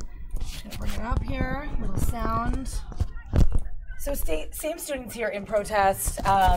We believe it looks like. As you Yeah, were they talking to would them, have they been. were saying Yeah, this must be them. Let's see. Is there a mic there that we can hear some of them? a little bit of that sound. Yeah. But Bob was out there earlier. We took that at the top Looks of our like they're show. sitting down. Yeah, it's more of a sort of a formalized protest and whatnot. What was sort of the sense you got from some of these kids? I know you were mentioning there weren't a lot of teachers or adults there? No, well, we did speak to one mother of a child, a student from Montgomery Blair High School, who was there, but she came down separately with a friend, and she totally supports what her daughter's doing. Doesn't know if they'll actually accomplish anything, but supports their voices being heard, ideally, and being expressed for sure, and thinks that maybe, just maybe, if they do this kind of thing, in light of what happened in Parkland, that maybe certain things will happen. I mean, the president's already talking about, on the federal level, outlawing these pump stocks or whatever, but that maybe members of Congress will hear them and do more. Their representative, these are all kids from Montgomery County, like the southern part of Montgomery County, Einstein High School, Montgomery Blair, Richard Montgomery up in Rockville, Bethesda Chevy Chase. So the congressman who represents much of that area is Jamie Raskin. He just replaced Chris Van Hollen, who's now a U.S. Senator. And Jamie Raskin was there and says, I hear you, I'm with you. This is what I want. He's a Democratic congressman. But whether other members of Congress enough will hear them and hear the kids in Tallahassee and in South Florida who are walking out of school today and actually do something, we just don't know. Where's that? That's in Miami-Dade and Broward counties. Yeah. I know people are tweeting about this big Twitter storm all about this, and you can see the aerial views, lots of kids in droves. And this is kind of what happened. We had Skyfox up over, I think it was Richard Montgomery High School in Rockville. They walked to the Metro. So the kids that are now in front of the White House from our area all came via Metro to Union Station, and there they are. And so when we were with them, we were up at the Capitol. They got there like 10:30-ish to the Capitol. We're there for about an hour. And then headed south to the White House. Actually headed west toward the White House. After coming south from Montgomery County into the city. The kids are passionate and eloquent and believe in what they're doing. They're not just looking for an excuse to get out of school. I mean, they are really serious about having their voices be expressed and try to convince members of Congress to do something, and the president now, that's why they're at the White House, to do more on the gun control issue. Yeah, I mean, some talked about, more needs to be paid attention to the mental health of young people and others who are on the fringes, but what they're really after is they see this in their minds as being more a matter of these young people getting a hold of machine guns, basically. Yeah. And they've got to be outlawed, whether it would prevent something like this from happening or slow it down or what. Who knows? But that's what they're after. Is like that sign says "Never again." They've been chanting "Never again." How many is too many? It was powerful. I mean, there were several hundred people, and again, from a number of these schools. We didn't see, and one school, I think it was the Barry School, one private school from Montgomery County, but no teachers, no administrators. One mom that we saw, mainly just the kids, who said that their principals, and I know for a fact we've reported the principal of Bethesda Chevy Chase High School said, look, let's do an organized thing, let's plan it out. If you leave campus today, you'll be marked for each class you miss, will be an unexcused absence.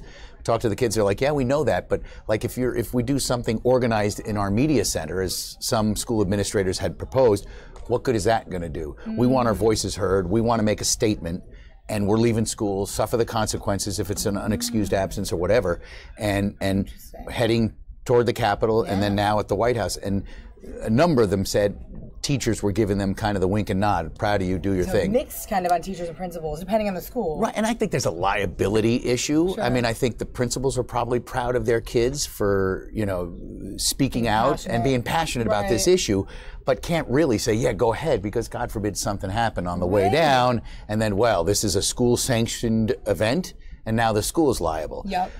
I will tell you that the parents that we've spoken to, just anecdotally that I've spoken to, and also the one mom there and the kids telling us what their parents had told them was, I'm proud of you, go for it. Wow. Yeah. So I saw that, and this is Bob Barnard, so you heard his voice earlier this morning walking through the crowd. Yeah, we were with these people at the Capitol. At the Capitol, and they were saying, so now that question has been answered for me. A lot of people were in question as if they were going to march down the highway, but they took the metro. Yep, they took the metro. Union Station, came over to the Capitol. And then marched down Pennsylvania Avenue to the White House. Oh, yeah, to a good, a good while, a little bit of a walk Yeah, there. it took like maybe 20 minutes, half hour, but and yes. I was watching, they were really passionate. They had a lot to say. You were getting a lot of great interviews with some of these kids, different ages. It'd be neat to hear it. It'd be tough to find it right now in our system. But we interviewed these 4 students standing in the front with a banner from Bethesda Chevy Chase, and it was like on cue. They just added one thing after another. They complimented each other with what they were saying. They were fantastic and real, and not just like they weren't like blowing smoke and trying to take advantage of this situation to get out of school on this beautiful day. No, they were it was, you could see it was real. Which is funny because it is such a beautiful day out Oh, there. I mean, they picked a nice one. If it was a rainy, cold day, it wouldn't have been as as nice to be out. And particularly Bethesda Chevy Chase, that's the one where the principal said, no, there will be repercussions. Yeah. And I forget if the students mentioned teachers at Bethesda Chevy Chase, but other students, I think it was another school, said, hey, our teachers were like, go for it, proud of you, not giving them permission, but if you're going to leave, I'm proud of you for, speaking out. And again, this one mom who was there said, she had a sign herself, and so this is, and Jamie Raskin said, this is how things get done. I mean, because people who feel impacted express their voice, and ideally change comes. Now, I know some people were questioning this too, if there would be security in any form there. If Jamie Raskin was there some sort of security? I'm just wondering if you saw security was kind of a pain in the neck, if you don't mind me saying. Okay, it was Capitol Police, so it's U.S. Capitol Police, and they're great, but they were keeping the kids back. I guess they didn't want them all marching the steps. Not that they had any intention to, I don't think, but they were keeping them back. And I had my press pass. I'm holding a Fox 5 mic flag, and Mike Rickard, our photographer's got a camera with me, and they wanted to see our credentials. Fine. I had my Capitol Hill pass. Hey, Patrick. And Mike Rickard didn't. Yeah. And even though clearly he's a news photographer, they're like, well, then you got to be back over here. Bummer. So they were, I don't know if they were just trying to keep peace and keep a perimeter. Or... No, I mean, because once you showed that you actually had a legitimate hill pass, then they were letting, like I could walk in certain areas, but they weren't letting my photographer because he didn't actually, on his person, have his hill pass, because we were covering other stuff in Fairfax today, came over to do this, and so he just didn't have it. So, and they were keeping kids, so, I mean, to me, whether the kids went up another 10 feet, maybe they just wanted to establish a perimeter and set that, and that's fine. I was just a little surprised how, not confrontational, but it was just kind of a pain in the neck to maneuver around, and they were really the Capitol Police, making a great effort to kind of just not quiet them down, but just keep them in a certain area and keep us out of a way. Like when I was originally walking to go up there, they're like, "Hey, you got to go over here." I'm like, "We're the news crew." He goes, "I don't care." The first officer made us stay on the grass, nowhere near the driveway that's in front of the steps that goes into the Capitol. Not that we were going that way, but they kind of. I just thought pretty much you have free reign at the Capitol, and they were Capitol Police. Were pushing us back, saying, "Nope, you got to be over here," and that caught me off guard. Because of the representative that was there, No, I don't think so. I think they were just concerned that a bunch of these kids didn't storm the Capitol, and stage a sit-in when they're trying to do work or whatever they're doing. So it was just I found it a little bit.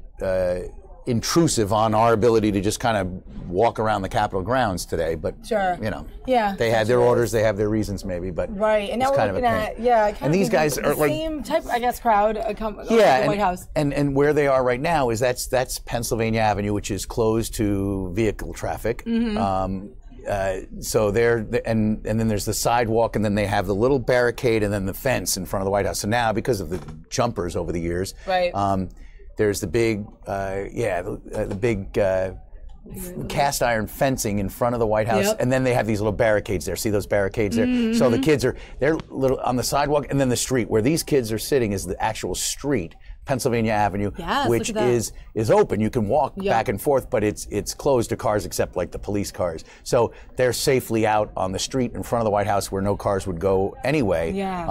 And then up on the sidewalk, and then you have the barricade and stuff. So it looks like they're able to do what they want to do. I mean, they can't really get much closer than that. I mean, they can't go beyond those little barricades there, those gates, and then obviously. So so they're there. Now this is one of the organizers. I don't know if you want to hear. Can we crank it up? Let's see. Yeah. There he is. He's from. Okay. You remember him? He was. Yeah. He was. He had a bullhorn. I think he said he's from Richard Montgomery, and their kids from BCC. Okay. Now, when we were out there, we were just like, putting the mic and letting faces, letting them say their thing. They were terrific. Open. Again, one after another. These kids were great, and some of them kind of were speaking in cliches, but most of them were just like really pouring it out and eloquent in why they were there and how passionately they feel about this movement. If it actually becomes more of a movement than a temporary outcry. Yeah, and to me, okay, this crowd looks a little young to me. Would you say it was a mix though? Was it high schoolers? Mainly high schools. I didn't see anyone who looked like they were from middle school. No, Really? These were all high school kids. Some sophomores, juniors, seniors. I don't think I happened to interview or meet any freshmen. Didn't see anyone from middle school, but the Barry School, which I should know more about it, and I don't. It's a private school, and there were kids from that school. So I don't know how young. If they were maybe 7th, 8th, 9th graders from that school, but they all appear to be high school age, and again, just sharp, passionate, and we were talking about this in meetings and cool. editorial meetings this morning. People, people had concerns for security and for their kids being in school, and so people on different sides of this. But you're a dad to a couple kids in middle school now, right? Yeah. And you kind of anecdotally mentioned this to some of the kids, I think. What would you say? Well, because some of the kids are at BCC, I know some of the younger siblings of some of the kids I saw. I'm like, I know your younger brother who happens to be in class with my daughter. We were talking about it at the dinner table last night. Our kids say they think about this, and not that they're saying they don't feel safe at school, but they feel like they are potentially vulnerable at school. And what my wife and I always say is like, we're more concerned you're going to get hit crossing the street because you're on your phone, you're not paying attention, the driver's not paying attention. I worry about my kid getting hit by a car. I don't, because what are the odds of someone coming to your school on the day that your kid's there, and blah, blah, You're right. But they see this, they hear about it with social media. These kids are seeing images and reading things that they would not normally read or see in the older days unless they were reading the newspaper or watching the news or listening to it on the radio. They with their phones are up to, they know more than we would like them to know sometimes. So because they're bombarded with all this imagery and information, I think they do feel vulnerable. Our guys in the middle school feel like this could totally happen. And my wife and I are like, yes, obviously it has happened, but we're more concerned about other things. But again, I think these kids, because they're feeling it, they believe it, that while schools have done things to make it harder for kids and other strangers, people who shouldn't be there to get in, you have to buzz yourself in. There are usually 2 doorways. There is a lot of security. But in the beginning of the day, when kids are just kind of walking in, and in the case of Nicholas Cruz, he was a former student. I thought he came at a time when I think people recognized him and weren't able to react quickly enough before he pulled the alarm and started shooting. But if he came when school was starting and there were a whole bunch of kids, he could have just slipped in, and maybe a couple of them were like, oh, I haven't seen you in a while, or whatever. And I think that he could have potentially gotten in. That can happen, I guess, at the beginning and the end of the day, where kids are coming and going, where it's a little easier to get into a school or have access to the kids if you wanted to do them harm. But I think during the school day, when you're sitting in class, sadly, our schools are fairly well fortified now. But still, these kids say they don't feel safe in there. I've been seeing some stories like that just across the nation. We've been seeing a lot of this, and some kids, there are some stories about kids that are scared to go to school. Others, like you said, seem to be like, well, the chances are really low, but I want to make my voice heard. So that's what we're seeing now. If you're just joining us on the stream, Bob Barnard here in the newsroom. He was out at the Capitol earlier this morning with a lot of these same kids who were marching out of their school today, taking the day to make a statement, and some of them with repercussions from their they would get authorities. an unexcused absence marked down on their attendance record for the day. But again, these kids are reacting to what happened in Parkland, Florida last week, the killing of 17 people in a school, 14 kids and 3 adults in a school. And they feel vulnerable. They believe government leaders are more concerned about accepting money from lobbying groups that support, gun rights for everyone of all kinds, and just want there to be tougher laws. Yeah. And feel like that, one lady had a sign, the mother I think had a sign like, one child is worth more than all the guns in the world or something. So kind of like, so it's powerful. Yeah, it really sticks out. And that's what they're doing now. They went from the Capitol. Most of these kids left their schools in Montgomery County, took the metro down to Union Station, walked to the Capitol, were there for maybe an hour, close to an hour, and then walked to the White House, and that's where they are now. And see a lot of reporters there, media presence, people. Obviously, the normal security outside the White House, as there is. But we have some parents, of course, in the newsroom. They weighed in on some different thoughts on this. You wonder, some people were saying, would this have been better if it were organized via social media for a weekend day? Is that better? Is this more of a statement? I know the school administrators and some parents are like, I don't want you to lose instruction. You're taking away from a day of instruction. But if you're thinking, God, I really want to do this and I should have done it and some aren't, I'm not, are you concentrating on what you're being taught in class that particular day, that particular class? I don't know. My wife and I were like, if our kids were old enough and could, we'd be like, hey, if this is coming from, deep inside you and you want to do it and join your classmates and, go. Yeah. I mean, this is how, people have protested against war and the lack of civil rights and voting rights. I mean, this is kind of how this country has been shaped, over the generations, is by people with passion going out and, look at, fear has no place in school. And that's, we don't have, so I mean, these kids made these signs. They thought about it. Obviously, I'm sure they made that at home last night, didn't make it at school today. So these kids were planning this, did it, knew there might be repercussions. But again, parents have different opinions, but I think a lot of them, we interviewed some we started our morning at a diner in Fairfax, and at 8:15 we were talking to some people, and they look like their children would be probably older, but they all said they support kids, and if they had kids in school, they'd say, go do your thing. And then the one mom there said, I came down too because my daughter was coming. We didn't come together, but I support her. Yes, leaving school on a Wednesday and somewhat organized. I mean, this is obviously spread by social media, and it's strictly Montgomery County. We didn't see anybody from Fairfax or DC Public Schools or Prince George's or wherever, right. Arlington County. These were all Montgomery County school kids, and supported by their member of Congress, Jamie Raskin. And so I think this maybe has more impact when it's just kind of done by the kids, no school trying to organize it at a certain time in a certain place in a certain way. No, these kids say, we're tired of what we're seeing, and we've just seen it again last week, and everybody's like, so what? Okay, we'll talk about guns for a day or two, and we're going back to the way we were.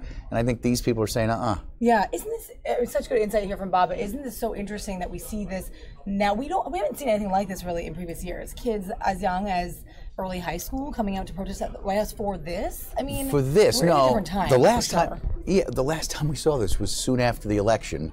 Oh, okay, right. Last year, like I think it was not after the inauguration; it was after the election. A lot of people were concerned by the way the presidential election went, and kids from Montgomery County. I covered them. I think some took there was some. I can't think of what it might have been.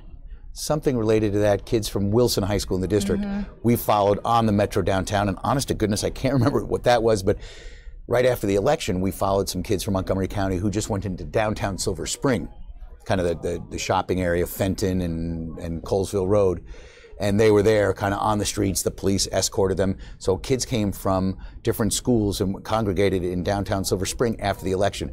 The kids at Wilson High School, honest to goodness, I can't remember what that was, but we did follow them, and they had signs, and it was on a school day. DC kids, yeah. Yeah, DC kids joining that. In that case, it was kids from the region. We just happened to follow these kids from Wilson High School here in Northwest DC.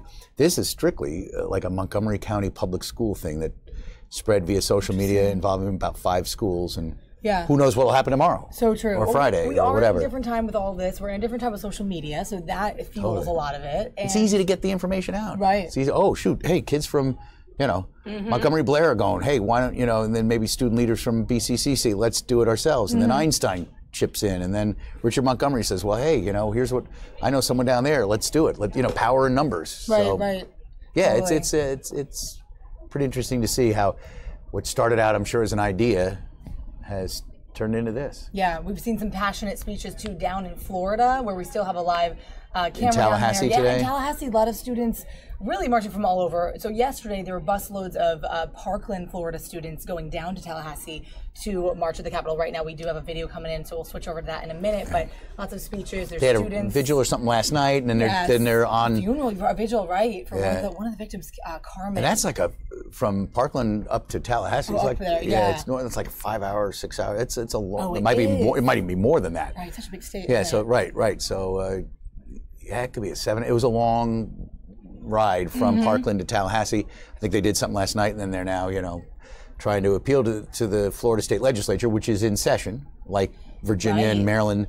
The General Assemblies are in session, so they're you know, trying to hit a captive audience. The lawmakers in Florida are all in Tallahassee, and so they're pitching to them. And these guys, you know, the president is. Do you know? Is he meeting with some people later today? Yes, so we were teasing this out a little bit earlier, around 3:30 Eastern time. I know you guys are from all over. We're told if we do get this in, hopefully we'll put it to our Facebook.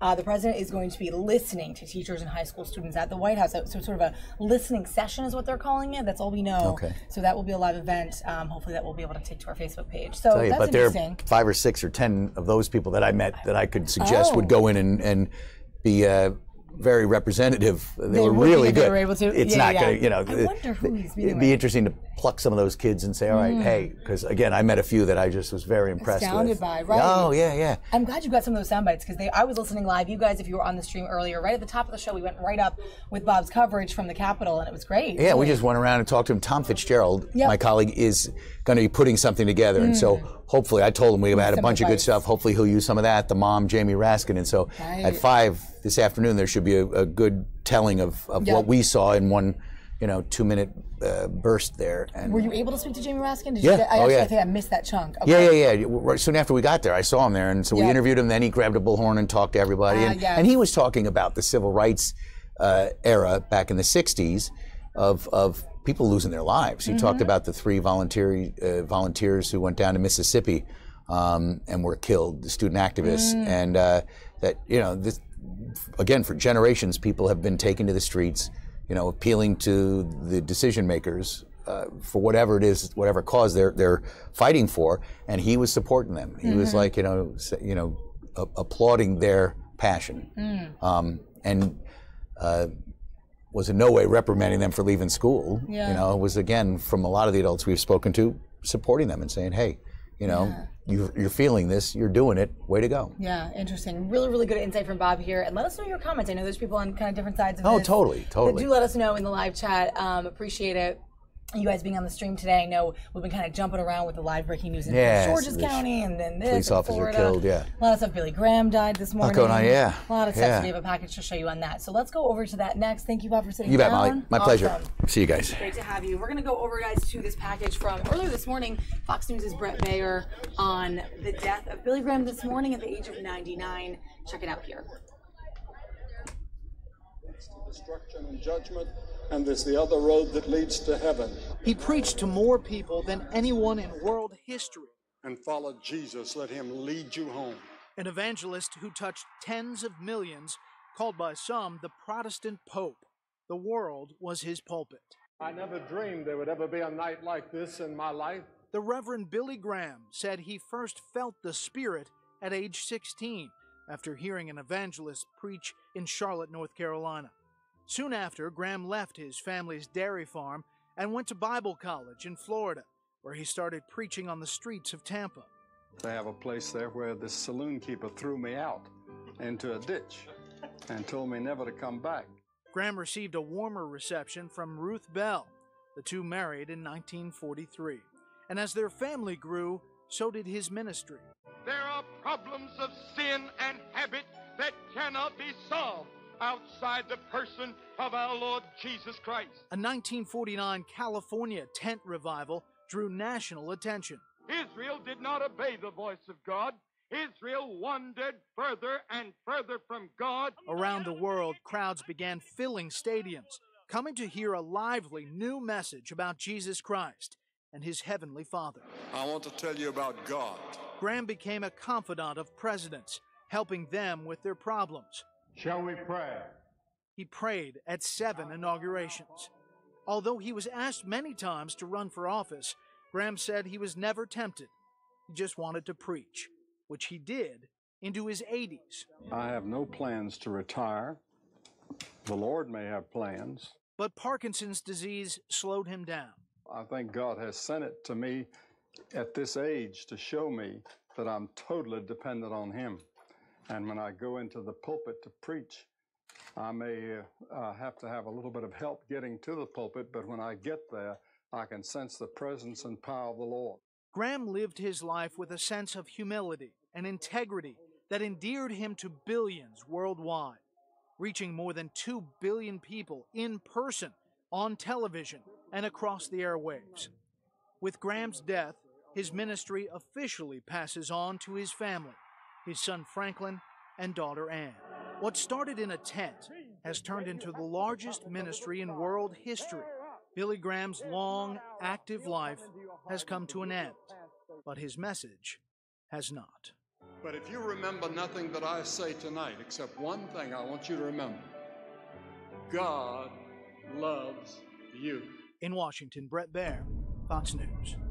So the package that Fox News put together this morning from Brett Baer here in Washington, wanted to replay that for you as one of our news items today. Now, of course, we've been following a ton of stories today. I know it's a lot.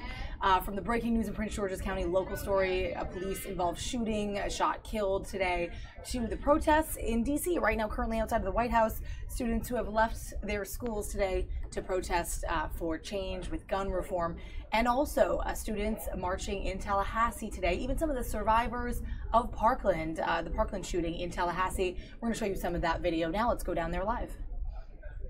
Press conference at 2 o'clock.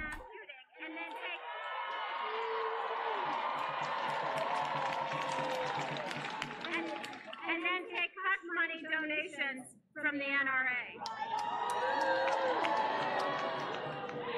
People always ask me, what can we do to implement today that can save lives tomorrow? I'm going to tell you 3 things. Number 1, close the loopholes in the Brady Law. Make sure that they are closed. Tell Congress to pass a bill that will close those loopholes. Number 2, enact extreme risk orders to ensure at-risk individuals have guns removed from them before they can cause harm to themselves or others. Number 3, pass an assault weapons ban.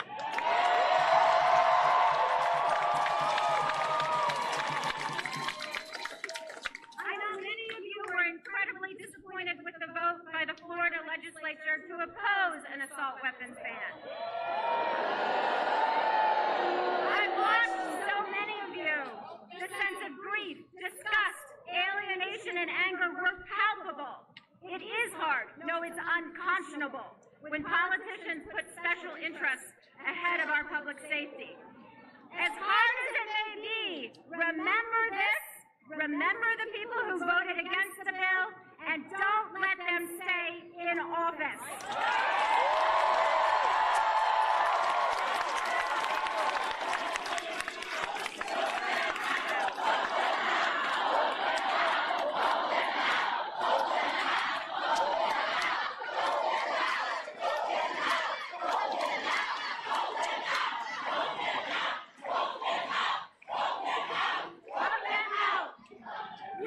You clearly have the power, the voice, the passion, the energy to create a tidal wave of change by enacting each of these measures to close the loopholes in the Brady background check system, to enact extreme risk laws, and to ban assault weapons and high-capacity magazines.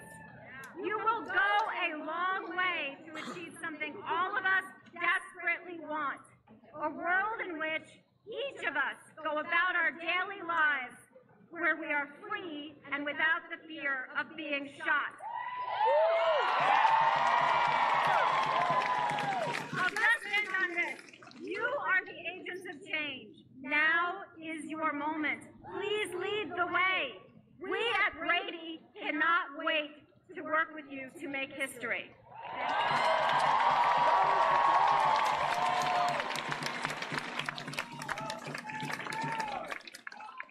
Thank you, Chris. Next, we're going to hear from John Harris Maurer. John Harris Maurer is with Equality Florida, and he's going to introduce you to a Pulse nightclub survivor.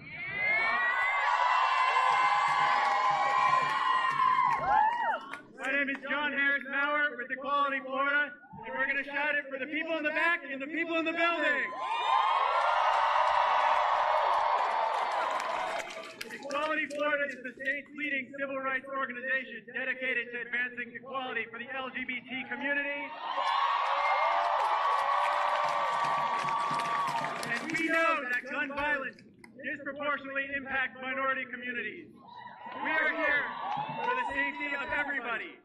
We need your support with the No NRA Money campaign. Go to nonramoney.org and ask your legislators to take the pledge that they will not accept campaign contributions from the NRA. They will not tout their making from the NRA. And they will enact sensible gun violence reform. I'm honored to introduce my friend Brandon Wolf, one of our survivors of Pulse. Thank you.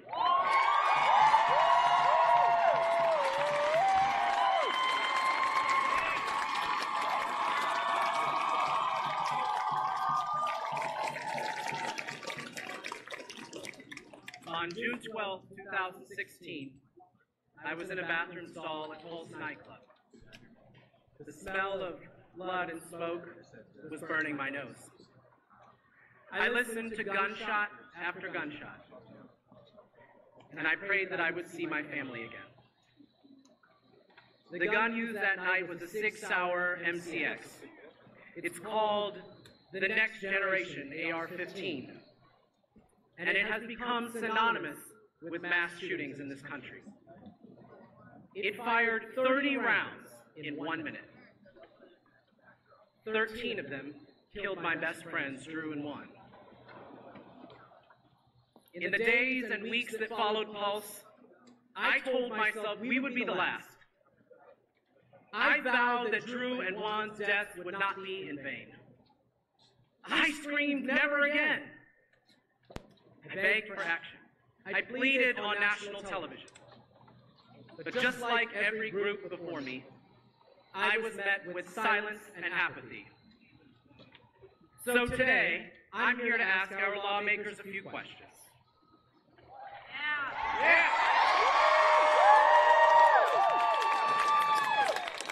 After first graders were gunned down at Sandy Hook, what did you do? Not a damn thing.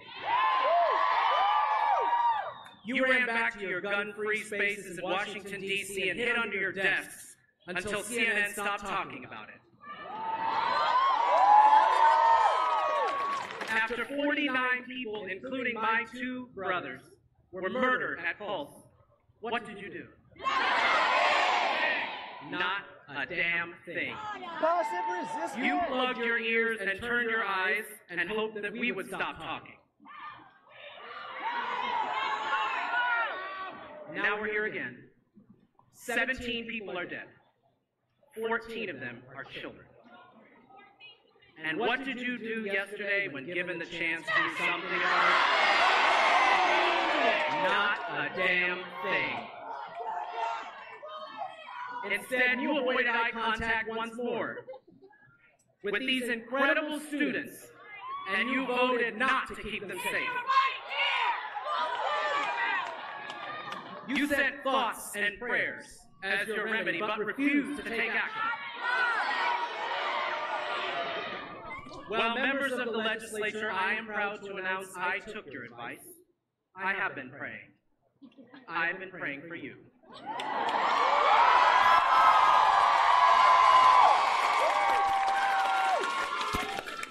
I pray that you look in the mirror and figure out your priorities. I pray that you sign the No NRA Money Pledge. And should you continue to choose your wallets over our lives, I pray you enjoy retirement. Because we will vote you out.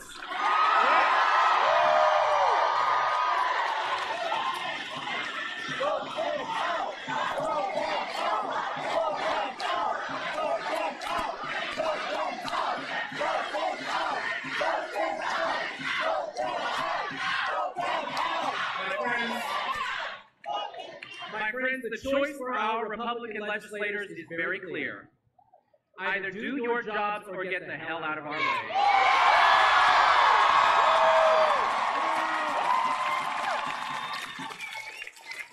We victims and survivors are done negotiating with you. Americans are done dying for you. And our children are done being your sacrifices.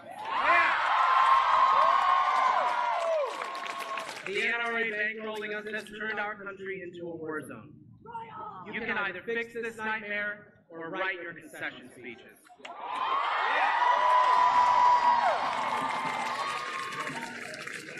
It is my great honor and pleasure to introduce you to another student from the Parkland shooting. His name is Andre Santos.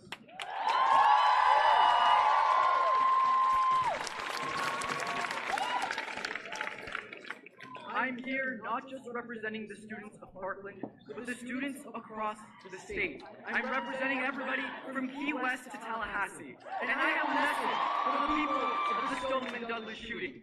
While many of us weren't there and many of us can't speak for the tragedy that you suffered, we can speak for the silence that occurred afterward. While I can't speak for the gunshots heard, I can speak for the silence present at my own school. I can speak for empty classrooms and empty hallways. I can speak for minds plagued with fear that we're not being taken seriously enough. To the students of Stoneman Douglas, you guys have done us a great service. You guys have done us a great service because now not only do you have the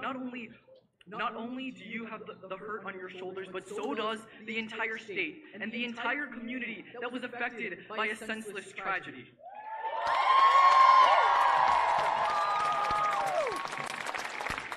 And while I have the honor of speaking before you guys today, I also had the honor of speaking to our legislators. And this was both an inspiring and infuriating ordeal, and I'd like to talk about that more. It's inspiring because as I talked to our legislators, I realized there are some who are willing to help. There are some who are willing to enact meaningful legislation that aims to solve the problems that our society is plagued with.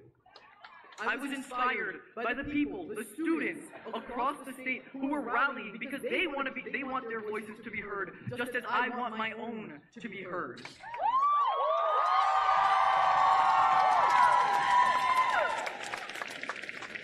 And it's through the hard work and community effort that we're able to speak before you today and have our voices heard. But while it was inspiring, it was equal parts infuriating.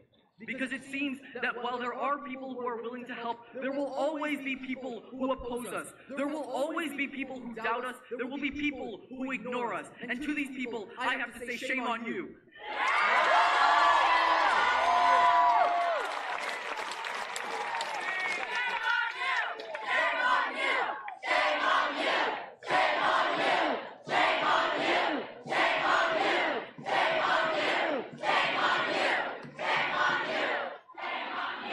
There are people who walk out when hard questions are asked. There are people who look victims in the eyes and still drop meaningful legislation. There are people who are willing to look victims in the eyes, Stoneman Douglas victims in the eyes, and fail legislation that directly correlates with their cause. There are people whose minds won't be changed until their jobs are threatened. So what will we do? We'll threaten their jobs.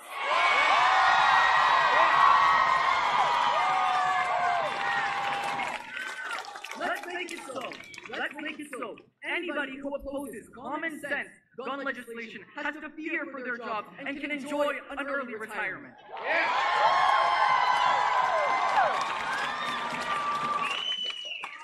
The Washington Post has a slogan that democracy dies in darkness, and I don't necessarily agree. Democracy dies with disinterest, but as long as our voices are heard, as long as everyone here stands up to the tyranny that's occurring in our legislative bodies, democracy will never die and change will occur. Thank you, Tallahassee. Thank you all.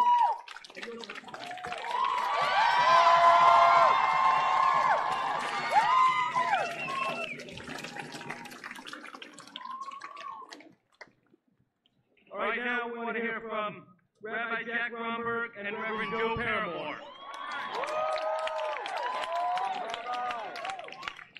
Rabbi Jack Romberg from Temple Israel, right here in Tallahassee. Good afternoon.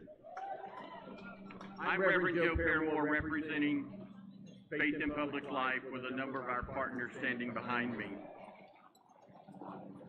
I want you to know from Douglas High School, we've got you covered. Once again, the massacre in Parkland shows that we cannot limit ourselves to ministering to the survivors and burying the victims of such heartless and godless acts anymore. We must stop the sacrifice of innocent lives to the idols of brutal weapons.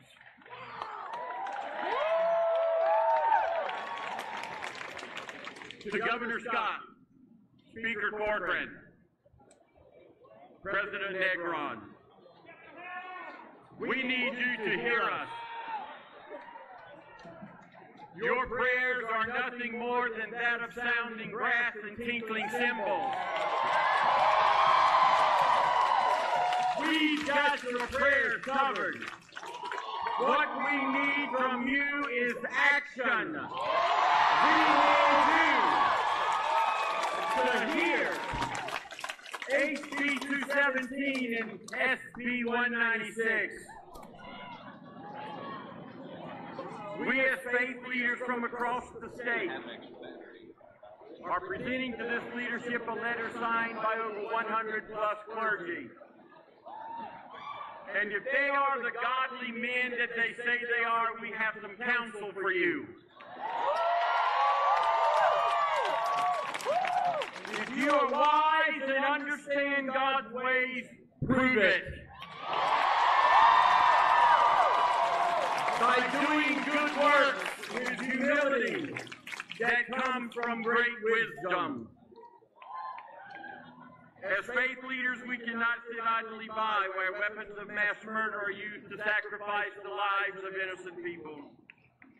Since June of 2016, we have lost 71 to weapons of mass destruction. That's 71 too many. Not one more. Never again.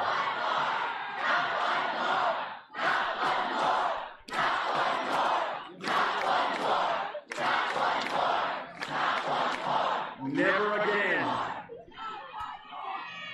As we prepare to honor the lives of 17 precious souls of Douglas High School, I would like to invoke some very powerful words of a lady that you all are also familiar with, Marjorie Stoneman Douglas. And these are her words that I want you to hear. They are so fitting for this cause. Be a nuisance where it counts. Do your part to inform and stimulate the public to join your actions. You may get depressed and discouraged and disappointed at failure and the disheartening effects of ignorance, greed, corruption, and bad politics. But never, never, never give up.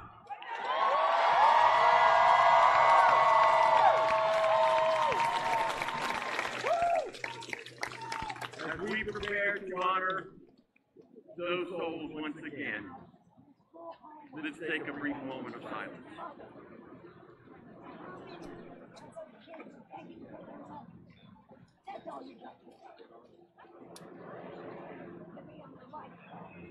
Nicholas Moret,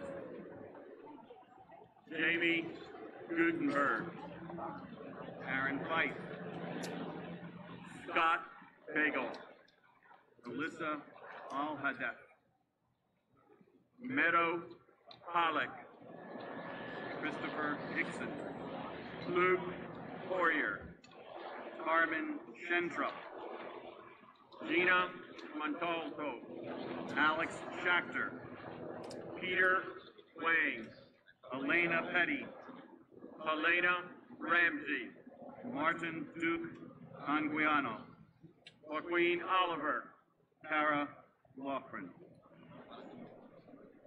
There is a teaching from Jewish tradition that God's presence among us depends on our actions.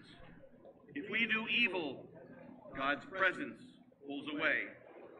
When we do good, righteous actions, we actually are inviting God's presence back into our community. And here is a sad truth about our society. It is infected. It is infected in a way that has allowed the death of these and numerous other victims. And so I say that we now need to remind all members of our state government and our national government that this culture is actually repelling the presence of God. If you believe that the only solution to gun violence in schools is to turn them into an armed fortress, then you do not understand the sickness infecting our culture. And you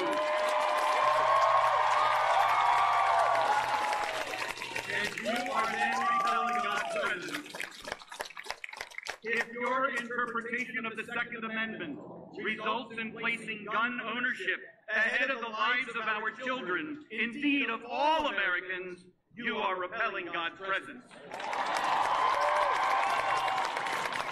If you refuse to even allow an open discussion to consider the benefits of an assault weapon ban, you are repelling God's presence.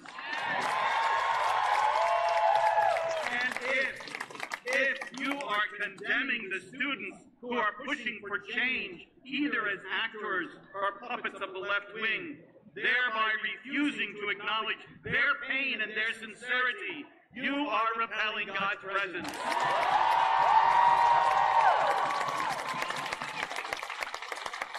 If you are accepting money from the NRA, thereby refusing to listen to the majority of our public's views regarding gun safety, you are repelling God's presence.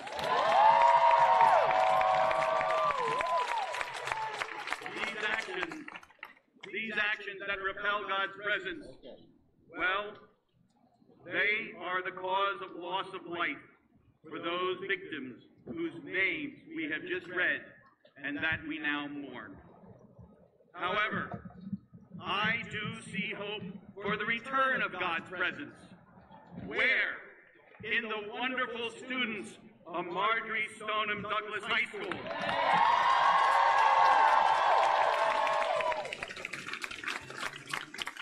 Whose presence in the last 2 days in Tallahassee on the national media are demonstrating moral courage and commitment to change.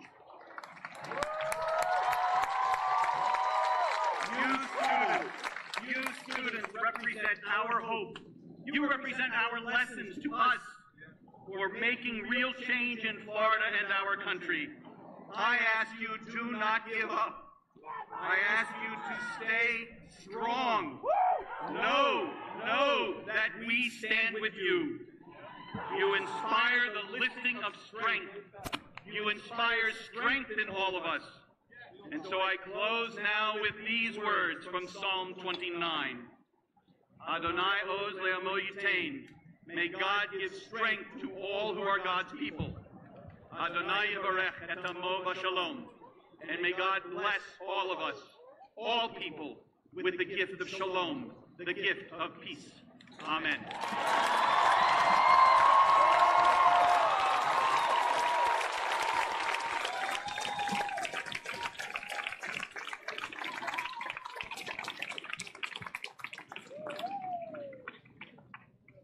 right, we've got a few more student speakers. I know it's hot out there. We're going to have a talk about a petition that we're going to be passing out in a minute as well.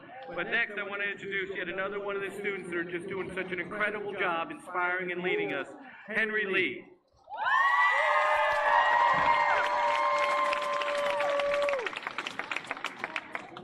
Days after the shooting, turning any corner in my hall, I see my darkest nightmares materialize before me. When I see my own peers run and scream, this replays the nightmare everyone runs through their minds, but no one dares to speak up. Because remember, this all boils down to luck. It could have happened to me. It could have happened to any of us. And we call ourselves lucky. But we should not. But luck should not determine whether you stand mourning or whether you stand 6 feet under. Luck should not be the decider of our fate.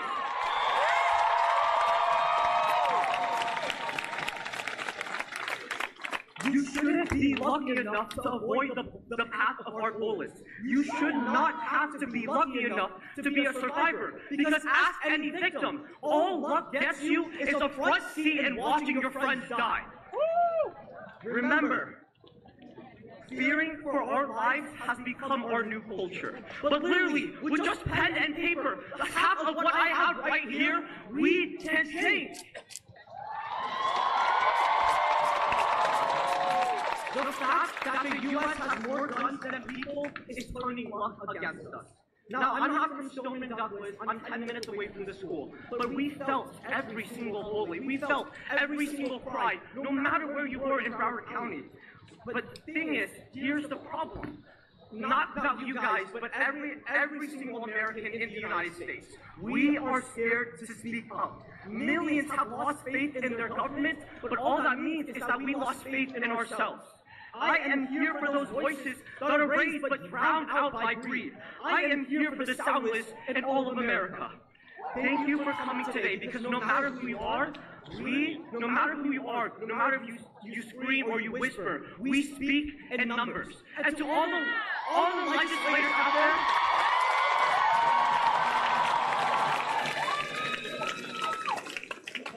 and to all the legislators out there, the ones that tell us that, oh, they don't take NRA money, oh, they don't pray on the altar of money, they have to understand that I get it. You don't write legislation for free, but you need to start writing it for freedom. Freedom from fear. Freedom for our lives. Because every second these senators spend in denial is just another countdown to another death. Change does not roll on the wheels of inevitability. What is inevitable when we stop fighting is the tears will continue to flow. But right now, our tears have dried up. That's when we start picking up our posters. We start screaming. We start fighting.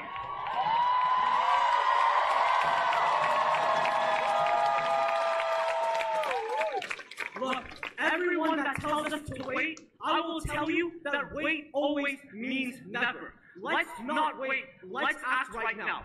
We will not wait.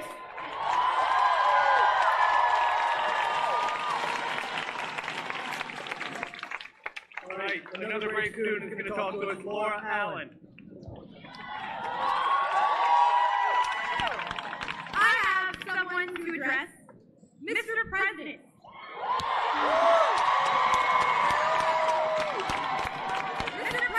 What do I tell my mother? What do I tell her if she asks if I will return home today?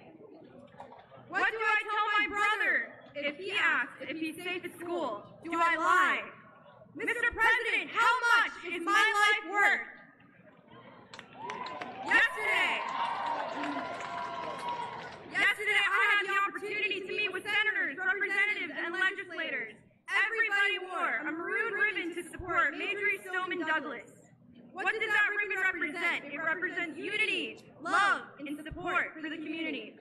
Here's my thing, here's my issue. Republicans also wear that ribbon, but it means nothing to them.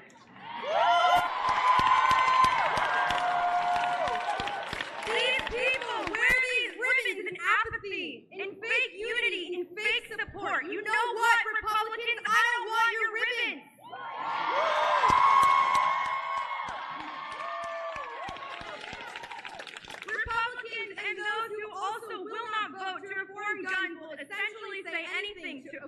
issue.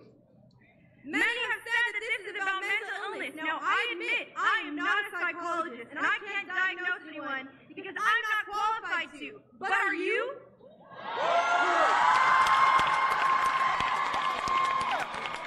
So let's not look for excuses here to cover up what's really going on. We are dealing with a national crisis here caused by failure to protect. You failed us. You failed to keep us safe in the one place we spend most of our time. You failed to protect who we are. Columbine happened 19 years ago and shocked our nation. You pledged that it would never happen again. You failed.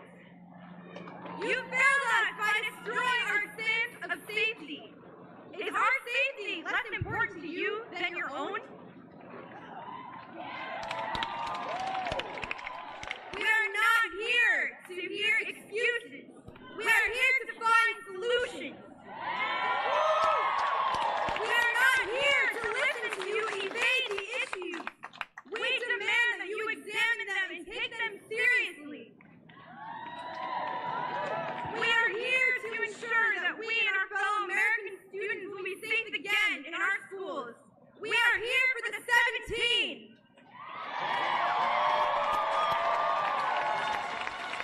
Complicated answers do not scare us. Inactions and false assumptions do. We vow to do whatever it takes to ensure that no child, no teacher, no administrator will ever die again. We will stand strong and in solidarity, and we will not fail.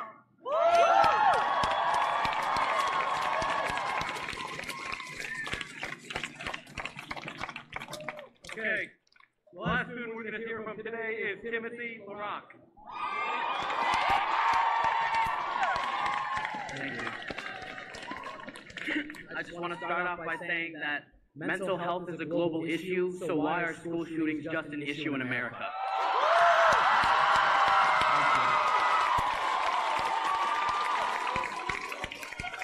My name is Timothy LaRock, and I was born in Hollywood, Florida, and I was in middle school. I went to Olson Middle, and I was fortunate to go with one of the victims, Carmen Schentrup, and 6th grade was very rough for me. I didn't have very many friends, and Carmen was perhaps the most compassionate human being I've ever met, and she truly the smartest, most beautiful girl I've ever met, and I've been taught that in life you get what you deserve, and that if you try your hardest, that if you have a heart full of love, if you do everything that you're told, you will get what you deserve because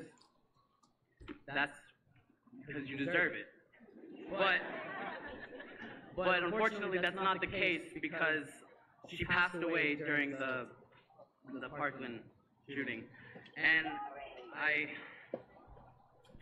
it's just very unfair for politicians to take money from the NRA, to lie to us and tell them that they love us as children and that they care about us, and they lie through their teeth, and they tell us that they want to see change too, that they want us to be safe, they care about our safety. They don't care about us. I promise you they don't. If they cared about us, we would be having change. We would be listening to Senate bills. If you want to see change, you guys will contact your legislators and you will listen, and you will have them listen to Senate bills 530, 218, 400, 838, 196, 456, and 1476. Because we want justice. And we won't stop until we get it.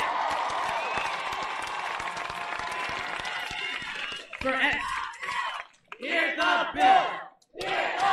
And for everyone out there that is claiming that we're just crisis actors or we're simply just puppets being controlled by the liberal media, shame on all of you. Shame on every single last one of you. Because we know the truth. We know that we can make a difference. They don't want us to make the difference. They want us to be afraid. They don't want us to know our true potential. And we, as the children, as the future, as the world, as our future politicians, we know the difference we can make, and we're going to make it. We won't stop until we get it. Thank you very much.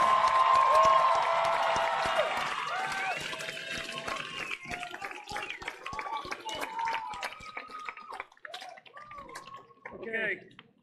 One of the issues we face over the last few years is the issue of guns on campus. There's an organization, campaigns to keep guns off campus, that's been an instrumental part in fighting that fight. Catherine Grant is going to be here to talk to you about that and about a petition drive that we're going to do on the backside of the old Capitol as soon as we're done here. Catherine? Hello, change makers! I'm Catherine with the campaign to keep guns off campus, and on behalf of the campaign, I'd like to acknowledge all the students that are here today. You have always been important to our work to protect our schools and college and university campuses. A very special welcome to Stoneman Douglas. Hi guys from inside the DC newsroom. You've been listening and watching these protests in Tallahassee, Florida for the past, I don't know, 30 or 40 minutes or so. We've been bringing you sort of side shots of other students marching in the Florida area, Broward and Miami-Dade counties. Also a look here outside the White House. These are students protesting outside the White House today. We were talking to Bob Barnard earlier about this, so back here at home in D.C. But we're going to go back over to the local breaking situation in Brandywine, Maryland. Earlier we had this, we were talking about this, not a ton of information still out there, but a Prince George's County officer shot and killed earlier this morning in Brandywine, Maryland after he was stepping in to protect a woman in a domestic violence situation. That's what we know right now. We know the suspect led police on a chase, and then the suspect thereafter was shot and killed by law enforcement. Now there is going to be an official press news conference on that in just a few moments, so I'm going to bring us over to that camera now so we can jump right into the beginning of that and get the official update. Good afternoon, everyone. I'm Matt Ackland. We are breaking into program tonight for a live press conference. Good that afternoon, will begin everyone. in just moments. The county executive, the chief of police, difficult time all for the here Prince to George's speak County about Police the Department. shooting that happened this morning of a police officer. Take a listen. We are wrapping our arms around one another and a family who is grieving deeply and is within moments of having found out that they have lost their loved one. We are asking for respect at this time. I'm about to introduce to you several people, but namely our chief, Hank Stawinski. But let me say, I was a member of the media for 20 years, and I have watched in embarrassment the images of this officer's body on television. That was not okay. His family did not know that he had perished. He deserved more respect than that. Now, we are asking the community for their prayers and respect. Prince George's County Police Chief Hank Stawinski. I am profoundly sorry to come to my community today and talk about the death of Mushadeen Ramzadin, a proud member of the Prince George's County Police Department. An officer who was selfless throughout his career. In point of fact, in 2006, a Medal of Valor winner. Today was not the first time he demonstrated his heroism. Briefly, at 10:19 this morning, a neighbor came to him at his home. He was not working, needing help. He immediately responded to that plea for help, and shortly thereafter found himself in a confrontation with a man armed with a shotgun. Cold, callous,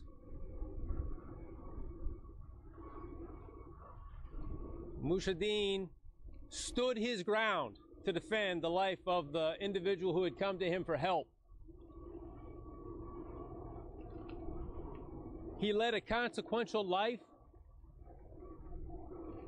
and he suffered a consequential death, but he saved her life by giving his own. I'm extraordinarily proud of him, not just for the way we lost him, but for the totality of his career. Just as I am proud of the men and women of the Prince George's County Police Department, 1,700 strong, who are prepared to do the same thing every day. I know you, and I will rely upon you to show this family the respect that I know you know they deserve. I've been with his mother and his wife. They are devastated. But right now, this institution is grieving. I will tell you that the individual who was responsible for this was subsequently shot and killed by Prince George's County police officers.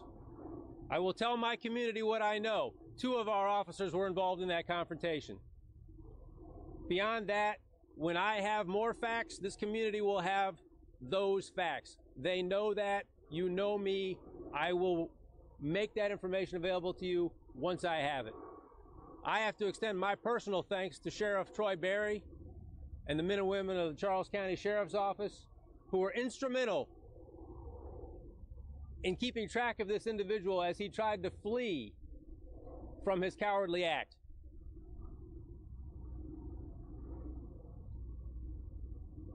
Beyond that, it's another sad day in America.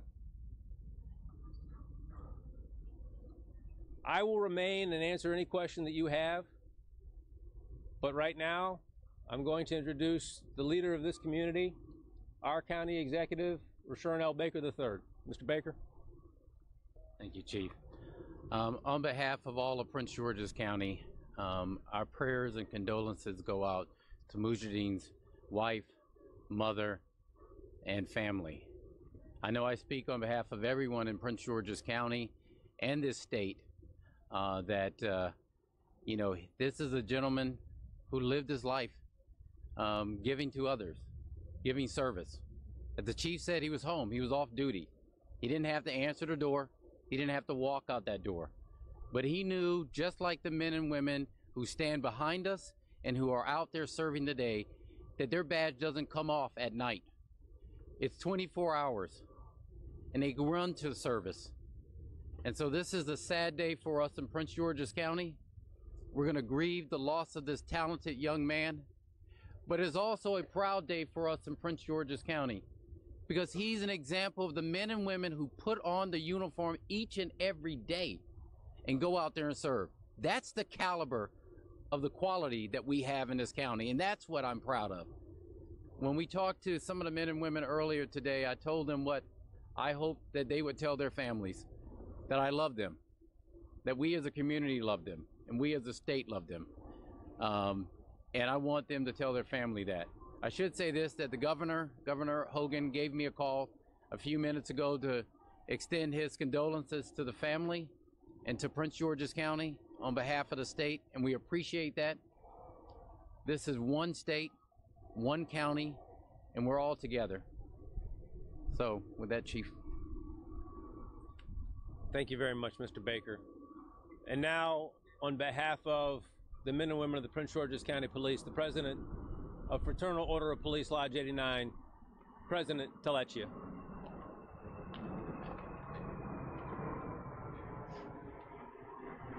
The question is often raised, what makes a police officer different? Why are police officers special? It's on display for you here today. What makes police officers special? Officer Ramsden, a father, a son, a husband, a peacekeeper. Not a peacekeeper in a far-off land, a peacekeeper who lives in his community and serves his community. And he's on his day off. And his community needed him. Somebody in the community needed him, knew he was a police officer, and sought him for help and assistance. And he instantly, without hesitation, assisted another community member and saved a life. We absolutely mourn the fact that his life was taken in this senseless act. But we thank God for officers like Officer Ramsden, a police officer, a former United States Marine, defended his country, and proudly today defended his community. We thank the Charles County Sheriff's Office, as Chief Stawinski said, and also the Prince George's County Sheriff's Office. Law enforcement in the United States is very strong, and they support one another. And immediately, when a call for help went out, officers came to assist, as did the community. Phones have been ringing off the hook from community members, trying to find out what they can do to assist. What can they do to assist? They can honor the life and service of Officer Ramsden. They can thank a police officer. Instead of being rash and quick to judgment, they can take a minute to understand the plight of law enforcement and what they strive to do. And it is no less than selfless sacrifice. We ask for the community to pray for the entire Ramsden family, the men and women of the Prince George's County Police Department who have lost a brother in arms, but also do not forget that other Prince George's County police officers put themselves in peril today and in danger and protected the community, so that although a murderer was successful once today, he was no longer successful again and will no longer be a threat to this community.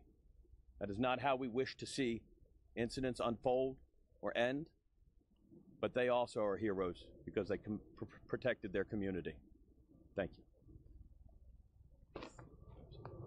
Thank you, Mr. President. And now I'll introduce to you our State's Attorney, Angela Alsobrooks. Ms. Alsobrooks. Good afternoon. We are so grief-stricken to inform you that today a gutless coward took the life of a very important part of our community. Officer Ramsden was not only an amazing officer, a Valor Award-winning officer, but he just also happened to be his mother's only son. He was the husband to his wife and the father of 4 children, and so we grieve so deeply today with the police department and with every member of the Prince George's County family. We will continue to honor him and his service and his sacrifice, but truly he is not alone. He stands alongside other brothers and sisters who every single day, without thought for their own safety, jump out and support and protect. And in this case, Officer Ramsden gave his life trying to save another, and he did in fact save the life of another. And so we will honor him. We ask for your continued prayers for Officer Ramsden, his wife, his mother, his children, but we ask also that you will continue to pray for every single one of the members of this police department and law enforcement in general, who every day when they leave their homes, and he was in his home in a place where he should have been safe, and came out to save a neighbor and died in his own community. So we'll remember him, but we thank you for being here and ask for your thoughts and prayers, and ask also that we renew our commitment to ending domestic violence. That was what the call was today. And again, without a thought for his own safety, he jumped in front of danger and gave his life in a case that really we just have to renew our commitment to end domestic violence in our community. Thank you. Chief, I can just do this before I turn back over to Chief. I do want to give a special thank you to Chief Barksdale and the men and women of the fire and EMS. They were right on the scene, but more importantly, when the family needed the most in grieving, they were right there. So I do want to say to them, thank you. All of public safety has gathered their arms around the family, and we appreciate that. Chief. Mr. Baker, thank you. I again want to echo the county executive, thank Chief Barksdale, thank Sheriff High. And they're too numerous to name, but all of my peers leading institutions throughout the region, and frankly at this point the country, have reached out to me. My thanks to them. With that, I will answer your questions. Lynn? Talk about previous calls to service. Neighbors have mentioned barricades. Have you been able to decipher all of that yet? Okay, in keeping with my commitment to the community to bring information timely, I don't have comprehensive details. What I can say is that there does appear to be a history of domestic incidents, and they span multiple jurisdictions. Once we've aggregated all that information, we'll be providing that to you through Ms. Donnellan and her team. Provide a little more information about what happened with the suspect after left out of his hand? No, I have a law on. Swapped vehicles and taken another vehicle. Can you describe if that's the case or So not? what I will say is the details of that will be available. Right now, it is sufficient to understand that he fled in a vehicle, that he left Prince George's County, traveled into Charles County, our peers in Charles County were completely aware of the situation. They deserve tremendous credit for not allowing him to elude sight. They brought this to our attention as they came back into Prince George's County, where we together intervened. And as I said before, the offender lost his life in a confrontation with 2 of my officers. Chief, based on this suspect's past history, I know you're still working through it. Was this a man who legally should have been in possession of a firearm? So I want to thank my good friends at the ATF. We're conducting a search warrant. We're going to be doing all of that investigative work. Obviously, we're just a few hours into this. Preliminarily, I have cause to believe he should not have had a firearm based on that history that I spoke about that spans multiple jurisdictions. But rest assured that when I have those details, you will as well. Chief, can you speak a bit about the officer's history with the department, where he was working, now the work that he's done in the past, and who he is to the community? Well, as I said, he's a Medal of Valor winner. That's a very small group of individuals who have demonstrated valor to the highest level and did it again today. He was currently assigned to our National Harbor Team through Special Operations and had proudly served us for many years. Again, we grieve the loss of what Mr. Baker described as an extraordinarily talented gentleman, a husband, a son, like myself, an only child and a father. How long have you been on the force? My understanding is that he's been with us for 13 years. Any other questions? Would you be able to give a spelling of his name? I'll provide all of that. Thanks. And all of those details to you as well. And will you be naming the suspect? Has that been released yet? We have not done that yet. But we will, again, and you can look for that information to come through MRD. You will please forgive me. I'm going to be accompanying Mushadeen through the process of taking him to the medical examiners and then the funerary details to follow. I will say this, and I, again, appreciate my community and the respect that they have for this institution. And out of respect for them, I will say that we expect this funeral to occur quickly. This will probably be not the typical police funeral that will happen 5 or 7 days later. This will probably happen in the next few days. And as soon as I have that information for all the community that want to reach out and participate in that, we'll provide that. But again, usually you find this thing happening 2 or 3 or 5 days later. That will not be the case here. So as soon as I have that, you'll have that. Any other questions? Okay. Thank you. Thank you all. All right, there you have the police chief here in Prince George's County, along with the county executive, speaking about this horrible incident that happened earlier this morning. We are told, learning new details, that this officer, someone came to his door asking for help. He wasn't working, he wasn't in uniform, and he rushed over to help, and that is when he was shot.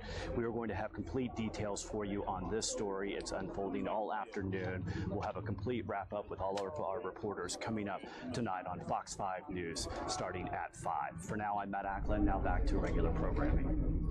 And that's our Matt Ackland out there on the scene, guys. Of course, a very sad story for Prince George's County, for Maryland as a whole, for our area as a whole. The DMV officer off duty rushing to the attention of a woman who was in trouble, shot and killed, and then the suspect fled, led police on a chase. The suspect was also shot and killed by law enforcement. So like Matt Ackland, our reporter in the field, lots more coverage on this to come on both our digital platforms, fox5dc.com, our Facebook, our Twitter as well, and our broadcast as well as tonight on our evening news. So stay with us for more coverage on that. I know we've been jumping around topics today, a lot of information thrown at you. Hope that you enjoyed our digital live stream today. A lot of stuff from around the country by way of students protesting for gun reform. We're going to leave and bump out with this shot of these students who are still outside the White House, laying down on this walkout day of high school for them to protest their thoughts for change in gun reform outside of the White House. And I want to also remind you, President Trump slated to sit down with students and teachers later today at the White House. This was on the books for a live event, so I believe we'll be taking that live to our Facebook page. So definitely join us there, guys. For now, I'm Molly in the newsroom here at Fox 5 DC. We'll catch you tomorrow on another stream here on YouTube inside the newsroom here at Fox 5. All right, guys.